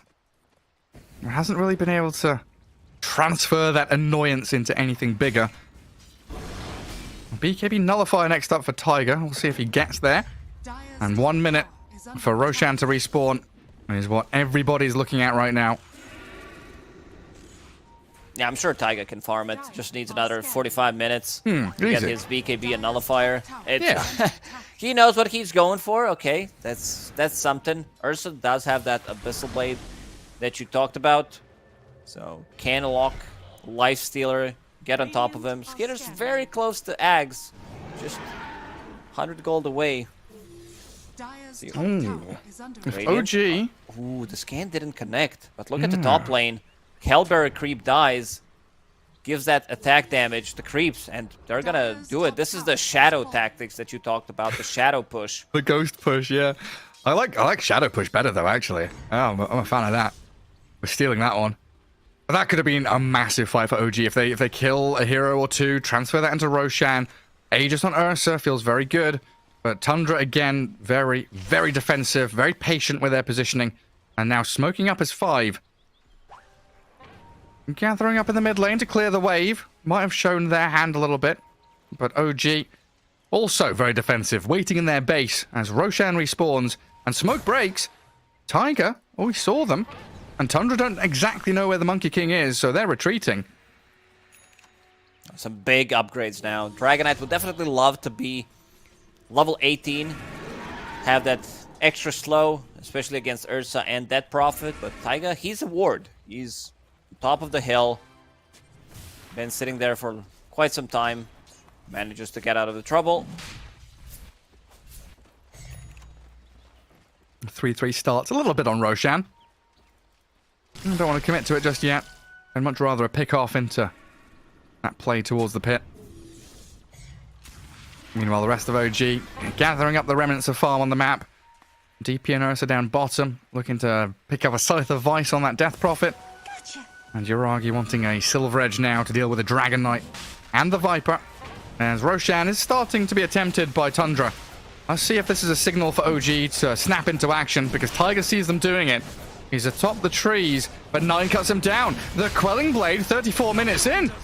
Yeah, just snaps him out of the treetops, and that's going to be a freebie Roche now for Tundra. Oh man, Taiga just providing vision for the team, but the rest of the team is not there. So now, let's see who picks up the shard. They give it to Viper instantly. Lifestealer already has one. Same goes for Dragon Knight. Snapfire as well. The only one who's missing is Enchantress. That shard really not that great. So now you have a bit of a building damage as well, and armor reduced coming out from that shard. Yeah, not too shabby. As Chu gets blown up by this Lifestealer bomb again. 9 with the Aghanim Scepter into dragon form. Flying over the trees with that free pathing. Make short work of the tier 2 there. And again, we're in this prime position for Tundra, where they're now Radiant side and able to play into Dire Ancients if they want to. Looks like they don't want to try and cut into that bottom lane. Instead, going to play towards top outpost. And they're pinging out tier 3 in that top lane. They want a slow siege. Lifestealer can get in with the Dragon Knight. Viper with the shard that we just mentioned. Dragon Knight with that form. Level 4 can go through anything and just get the initial jump while Lifestealer is inside of him. And let's see, Skitter, if he can find anything. It's a bit Monkey. spooky, though. Skitter just walked 1v3 past all these OG heroes, and one of them was this Abyssal Blade Ursa. OG feel like now's their time to shine. They're playing into Aegis. They've still got tools at their disposal as Tiger dodges the cookie. In they go. Yuragi stunned, caught out before stabbed away. Half HP on the Ursa Warrior now as BZM with the Exo, aiming for 9's DK. Another force drifting him out, but still found. Yuragi's Ursa too much to handle as he turns and swipes into Saxa now. A cookie buys a little bit of time, but dives to the Ghost in the end. And Enchantress on the run. Tanky Snake King. Let's see how long he can last, because BZM and Tiger, they've got slows for days. Nether Toxin chucked out, the Scythe of Ice on the Lifestealer, 2-man balance strike, and then comes Yuragi. They've got the damage. They can take him down, destroying the Lifestealer, cleaving into Enchantress, and 3-3 has to BKB and fight Tiger now. Skitter comes across and clears through the Monkey King. OG running back now. They've spent everything and they got some big kills, defended their base, but it still feels like Tundra are in the driving seat. 33, look at him zooming. See you once more. Chu, Glimmer Cape. But yeah, that's not going to be enough. There is a Sentry Ward on the high ground. Buyback only committed from Saxa, and seems like they want to get in now and get stuff done, because there is no BKB on Ursa, there is no Exorcism for another minute. Lifestealer doesn't really need anything to siege. BZM needs to be careful here. 33 does have Hex available that he just picked up. Man, these Scythe of Ice really proving to be incredibly useful items in this late stage of the game. The Scythe on the Lifestealer from the DP. And now the Scythe on the Viper. We'll see who he targets this onto. And a slow siege on that tier 3. Cookie and catapults. Dragon forming and poison attacking as they do blink stun the Death Prophet. But not committing to anything yet. Just allowing Snake King to frontline for them. Oh, they see Monkey. They also see Ursa. Yeah, they do. Putting poison and kisses on him. Yuragi has to enrage, get on top of Snake King. The Wukongs looks decent, and they'll kill off Saxa. Inside, with all the statues, they need to infest out with the Lifestealer now, and the cubes of goodness. The green globs coming out of the Rubik. Thrown towards the Viper. Snake King will die, and 9 has to BKB over the trees, but he can't escape from the Monkey's vision. He tracks back, looks for the DK, and should be able to find him with one more touch. The neutral creep gets him. 9 still dies, but all OG lose is a tier 3 tower. Ooh, look at all these illusions from the wall. DM placed it so nicely. Also, an item that we didn't talk too much, Heaven's Halberd. They jump in and they get slowed down by Monkey King, slowed down by Ursa, Nullifier, Enchantress. Yeah, she's tanky, but Her Hurricane Pike is not working against the Nullifier, so Ursa goes ham. Same goes for Death Prophet. Like, they can't catch Death Prophet. Death Prophet, if they jump her, she's not gonna die. She's way too tanky. Status resistance, a lot of armor, does have Sight of Wise. They can also save her with Guardian Greaves, with Pipe of Insight. OG keeping themselves in the game. Yeah, mounting a bit of a comeback now as well. The entire game net worth lead from the second minute has been all Tundra, even getting themselves up to about a 5-6k net worth lead, but that spirals completely back into the hands of OG now. And OG, I'd argue, potentially better at just snap-taking objectives with EXO, with Ursa. The ability to get onto these high ground situations after a team fight win. And could bring these buildings down quickly. Smoke out from them too. Radiant scanning over in the Ancients, not going to find anyone. And Saxa out in the open. They're not going for the Snapfire though. They see Snaking now. And Chantress out here. Kisses thrown. Uragi's in onto them. Double kisses landing. Green cubes and red globs. Such a colorful landscape with these so much kisses. Chaos. Like, Nine's the one holding Timeless Relic on his team to have longer duration Dragon Tail stun. So it's 20% debuff duration. Dragon Tail is 3 seconds, so that's 3.6 seconds. That's a lot of stun. It is. He's a little bit under-leveled, I would say, for this game, because Ursa's like level 23, Dead Prophet's level 22. He did die a couple of times. Sentry Ward? Barely. They are not going to catch this Observer Ward. It could scout things out for Taiga to get the initial jump and start things off with the Boundless. Not making any hasty decisions though. OG get the tower, get the outpost. Now signaling they want to take control of these high grounds. Bottom jungle, top Ancients. Try and hem Tundra back in their base. This game has completely turned around for them. And now we're looking at this Uragi Ursa. Wanting Swift Blink and Refresher as he gets straight on top of Saxa. Infested up though, Lifestealer inside of him, vacuum back, 3-3 Saxa, dragged back up to high ground, and Lifestealer has to jump out now. In goes BZM, the ghosts are going. Spirit Siphon onto Snaking, but Skitter is out of there. Cookie away, and it looks like Tundra have successfully disengaged. You can nullify these 4-staff spikes. Cookie, still a great tool. Man, Deep's been on point with the walls. I see both teams trying to get Raid Pack. Like, before, like, TI, coming into TI, Raid Pack was such a great item. I mean, this is the item that Tundra bought every single game, pretty much. Now it's a very late-game oriented item. We see it more often post 30, 40-minute mark coming out from the supports. Yeah, I guess that's like physical damage scales better into late game than magic more often than not. That makes quite a bit of sense. And Tundra back to clearing waves. They've broken out of their base. No Roche for at least 30 seconds though. And 9 scouting out. Might be an indication that they've lost track of time here. 42 minutes in. Those come up north, grab the outpost once more. And they do still have that base ward. It's at half HP at the top lane, so they can see into OG's base. If they want to push this out and go for another high ground push, they potentially could. They could. Let's see the Roche respawn. Skitter. Inside the pit already. Should be a bit, I expect. Oh, it's instant. Oh my god. Oh, they see it. Hello. Oh, Go for back. it. Start hitting it. I don't know if you anytime you expect Roshan, it's like you keep a track on the timer, but you don't expect it to spawn instantly. And they're drawing on a minimap. Roshan already down to half HP. OG's not going to be able to contest this one. Yeah, in your mind, you're like, you know, the human mind is kind of working on averages. You're thinking, yeah, it's going to be at least a minute before he spawns. 2 seconds. That's all it took. Aegis for Skitter. Cheese for Dragon Knight. So these already incredibly tanky heroes now basically have second lives. I do have to maintain their lanes though. So 9 comes back, still infested up, throws the good old fireball down on the creep wave. OG are pinging him though. And they're all grouped up here. Chu, Tiger. They're lining it up. Looking for their shot. Decide it's not worth it. He was thinking about it. Getting in, maybe getting a lift with the Glimmer Cape.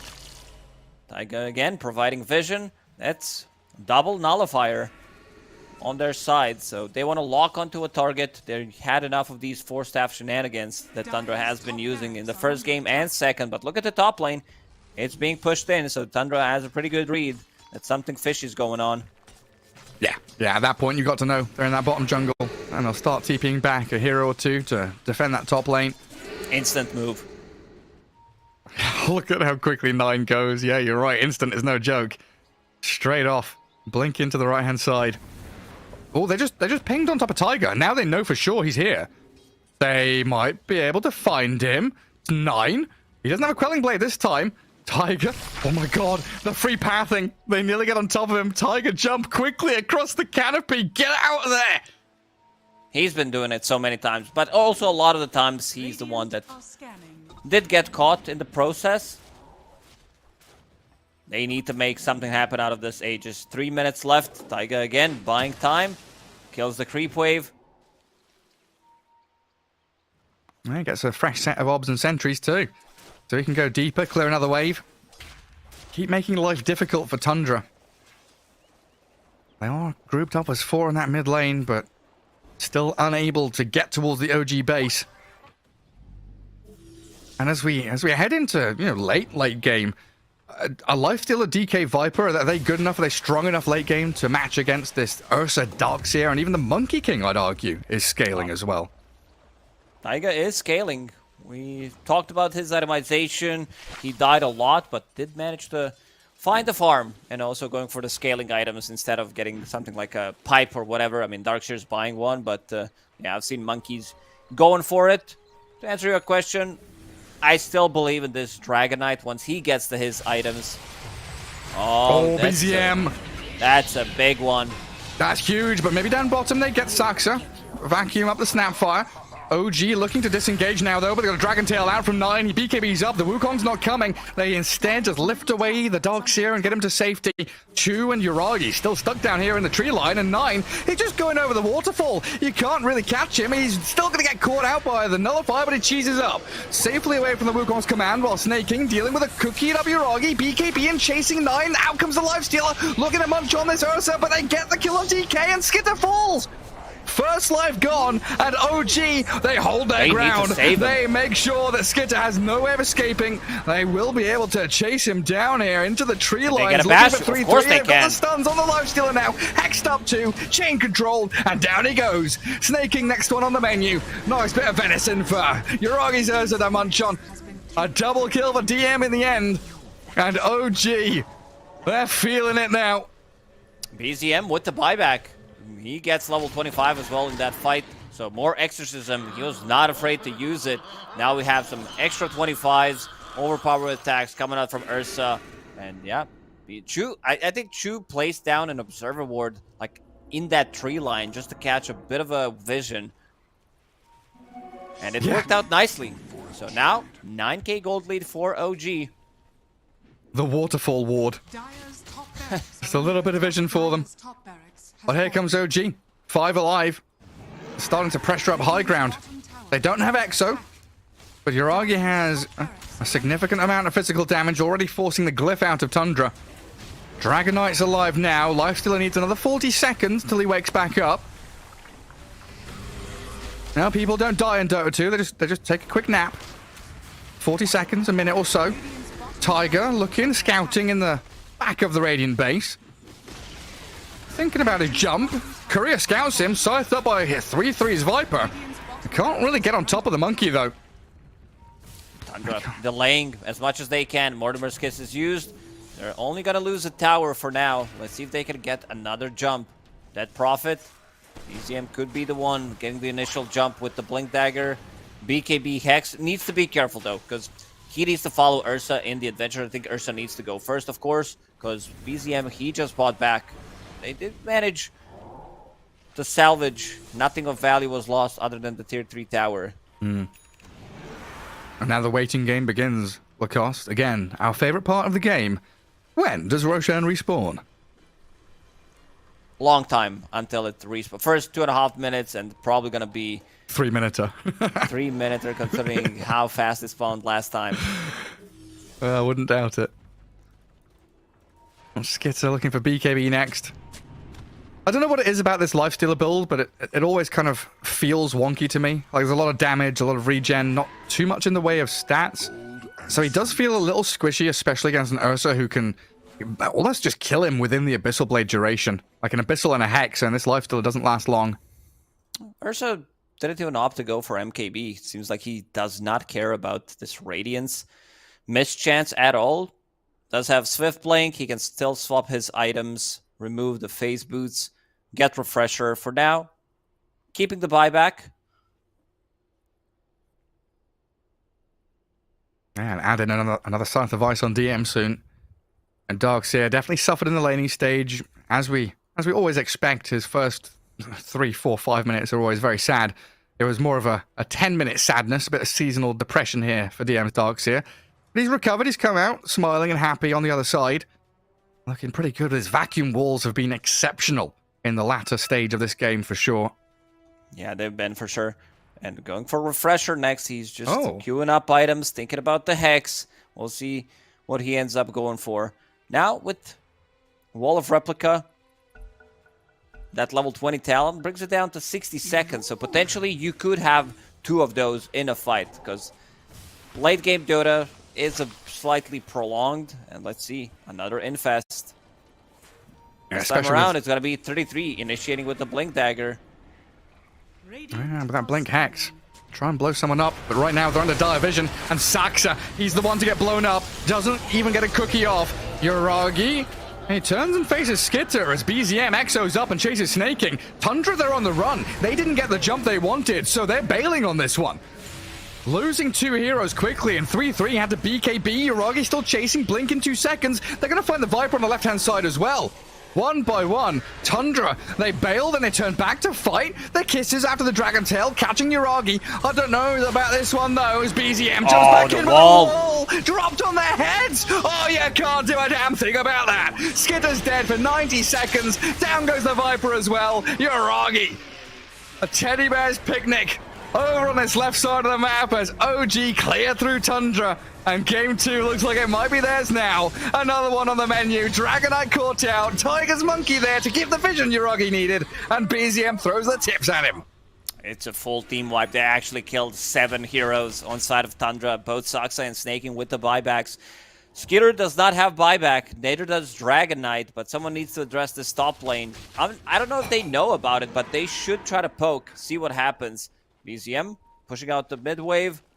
And yeah, gonna be going...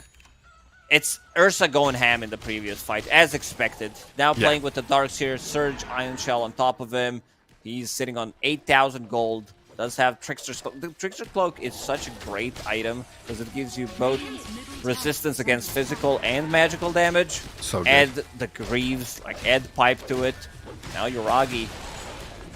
Let's see, 30 seconds, no Tundra. They do have bottom racks open. There's no power available. In the last fight, Yuragi did 10,000 damage. There was a 9,000 net worth swing. And looking at the Roshan timer, basically a 3-minuter. We weren't wrong. 2.5 minutes to come. OG do not care about it, though, as they take down the majority of the Tundra base. Applause from 3-3. I'm not sure why. They'll respawn soon, Tundra, but they're going to wake up and see that their base is in disarray. Top lane going to be no different here as OG reposition themselves into the enemy triangle. 2 minutes until the Roche respawn. Yuragi has a Refresher being delivered to him, so double Abyssal, double BKB, Nullifier as well, Swift Blink, level 28 Ursa.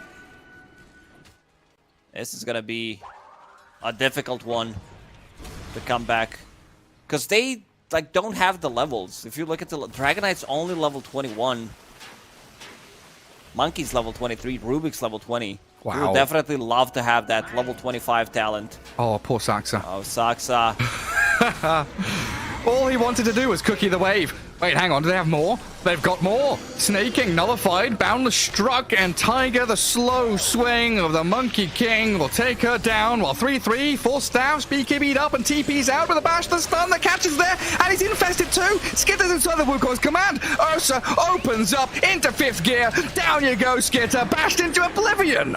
A double kill by Tigers, Monkey King, the new carry on the block, as Tundra lose another 4 heroes.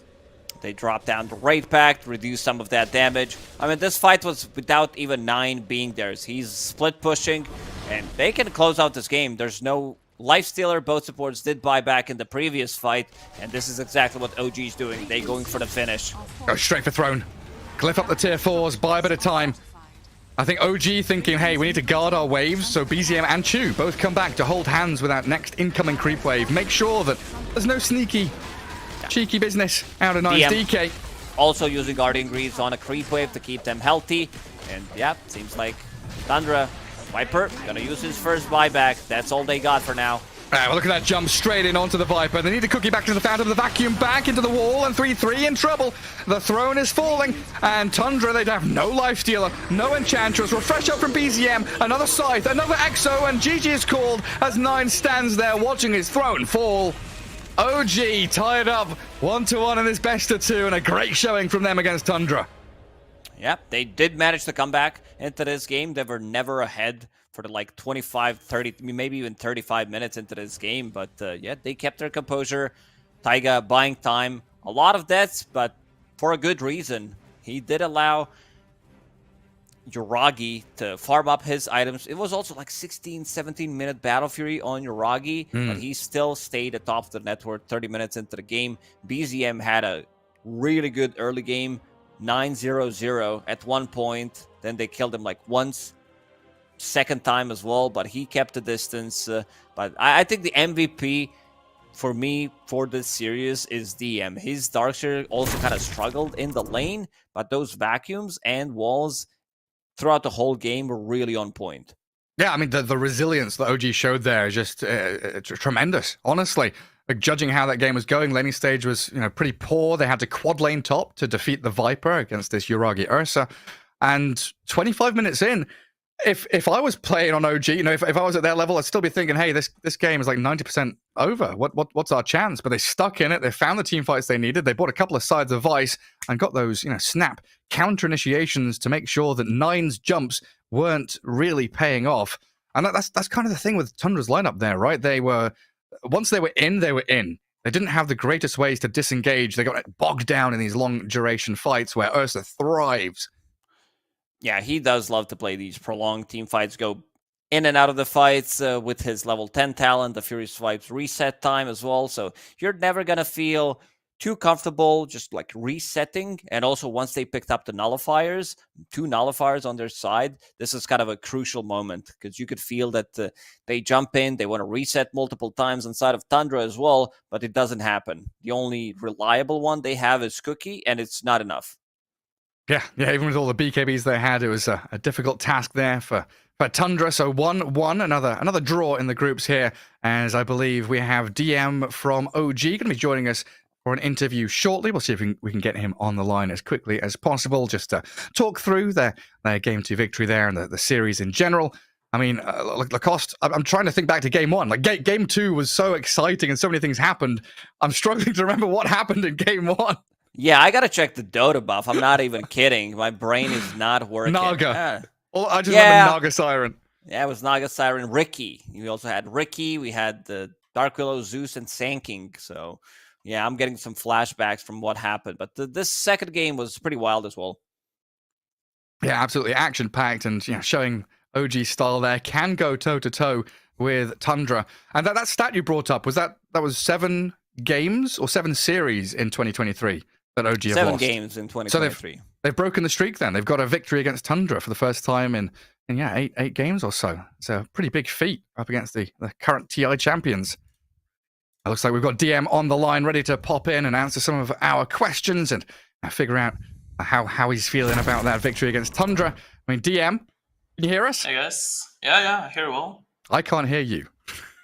Oh, One wow. second, that's my Yo, fault. you gotta unmute VMix, I do. Gary. Sorry. That's the one. My bad. Congratulations on your victory. All good? You can Do you hear hear us? me now? Yo, yo, Yes, yo. I can. That was my fault. Okay. Congratulations. Lacoste was saying that you've been on a losing streak against Tundra. How does it feel to finally beat them this year? Feels good because I would love to end the day 0-4. But, losing some to Team Liquid, guys. Losing first game feels bad to Tundra also. I think it was in the back at some point. But this is a nice team, and they have always something to show. So they literally come back to this game. And also we can play poor at some moments. Yeah, but feels good. Nice. And Darkseer as a hero, I'm often scared when I'm casting and watching. Laning stage is hard. How does that affect your mentality when you know you're going into kind of a difficult game? Are you looking towards late game and thinking about how you progress, or what's your situation with Darkseer in general? I think I just know ways how to come back by Darkseer because I'm level 20 on this hero in Pops, and there were many lanes that were hard for me with 1k rank on position 4. So yeah, I kinda was ready for everything to happen. I'm like a mountain when I play Darkseer. I can get 0-10, I can get 0 net worth, but I'm a mountain, and this mountain won't move from his mental sustainty. Very Is nice, there yeah. another hero that you feel like he's the mountain, you're the mountain if things are not going too well in the laning stage? Yeah, it's fully on position 3 because when I have rough lane, I just TP to woods and start farming them, and I recover eventually. What about that Sanking that you played in the first game? It was kind of an unconventional pick. You guys needed a little bit more like lower cooldown stun, a bit more team fight as well. Someone that's gonna initiate the things. Where does that come from? Was that your call, or is it like someone else making the call for you? I was like looking at the heroes, and I'm like, yo, there's plenty of heroes banned, kinda. And at some point, my pool with 33 is at some heroes the same, And we buying for 33. They're obviously buying for me, but they already got their hero on position 3. And I'm like, this should be the only game for Sanking in 2023. Like here in the Naga, local down stun, as well, yeah, this should be it. And we're like, yo, let's go. It wasn't that bad, just some bad decisions. Do you guys feel like you could have won that game because it looked, really back and forth? You guys were ahead for decent margin, like for first 30 minutes of the game. From inside, it looked in the back because we know that our heroes scale really well into the Naga, but Neda Shapira did well dooms, and the game turned around. Yeah. Yeah, he's pretty good on that hero, hey. I mean, in game 2, and I guess game 1 as well, game 2 in particular, though, you're behind and you're looking for opportunities to fight. Is there a single person or player, or is it a team effort to kind of lift spirits and find win conditions and ways to fight back against Tundra? I mean, I think it's this game we all really tried a lot. I think especially this game, BZM was talking more than usual. I guess he was ultra hungry to finally win this team. So credits to him. Yeah, very well done. Yeah, good stuff. I mean, congratulations again. Beating that streak, getting a victory against Tundra, looking good in the group stage as well. Excited to see more from you. Yeah. Do you have one more, Lacoste? Yeah, I have some more questions. Where's Dogo at? Dogo has not been yeah. on stream. I haven't seen him in a while. How's he doing? I had to relocate, and Dog is staying at parents' house right now. So he's doing amazing. He's doing well, but Kinder with parents. Always good to hear, Dogo. It's one of the best looking dogs I've ever seen. And also, yeah, you said you had to relocate. Where are you at right now? Because I think Taiga is at home. You guys are not boot camping? I mean, right now I'm at Spirit Bootcamp. Big thanks to them for allowing me to stay because I'm doing visa stuff in Moscow. Okay. So I'm basically relocated to Serbia, and now I'm staying in Moscow at our bootcamp. So credits to DK Lana, to the Spirit, and the OG making this possible for me to play the Dota. Yeah, thanks. Rest of the team is also not boot camping, correct? Yeah, correct. We're not bootcamping. I think we play better from online. Honestly, we're better players when we are not bootcamping. Because people feel much better in their casual conditions. Like you wake up in the morning, you go for a walk, you grab some coffee, like your favorite coffee, like Bulgarian one, for example, for XM. Yeah, so people just feeling amazing. Tommy is also like doing some preparations, like getting some amazing home food for himself. Yeah, that's so always good. people are feeling amazing playing from home. But from bootcamp, they don't have this casual stuff, things to do, and not that good. I mean, when you're at boot camp, do you feel like you're at school or something? Like you have to follow a schedule and a routine. You've got to do all these things that your manager's telling you to do. I mean, I didn't feel bad about bootcamp at all.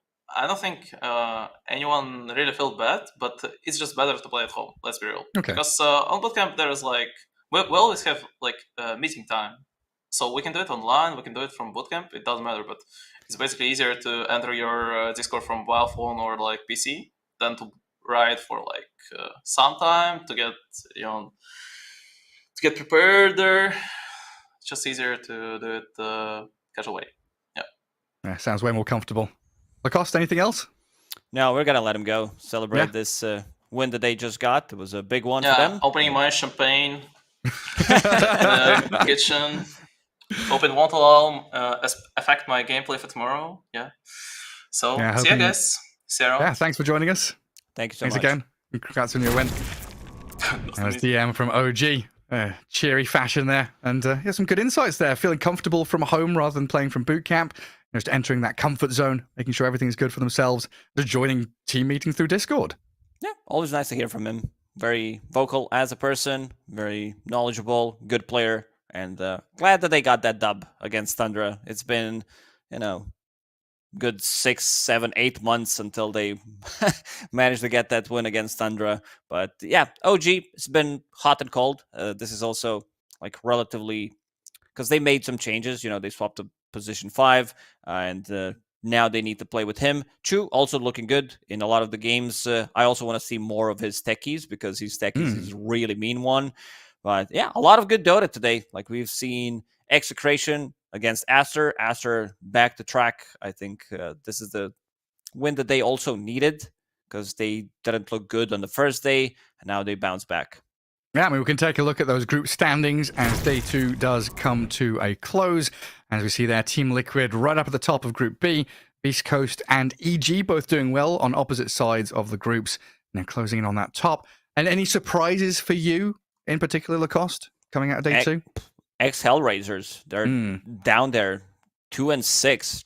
Not what you would expect from the team to be there, but yeah, a lot of these teams from Eastern Europe, they do really well in the regional. Like they look unstoppable, and then when they join against international competition, they do tend to fall short. Same thing happened with them in the previous major.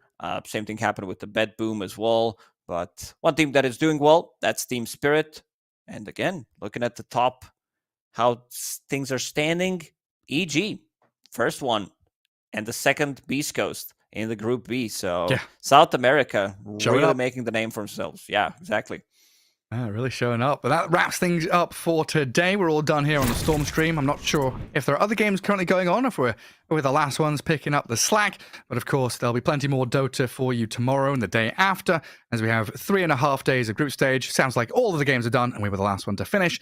But tomorrow, Lacoste and I will be back as we pick up TSM against Hellraisers, and I believe it's going to be Tundra against Nigma as the third and fourth series of the day.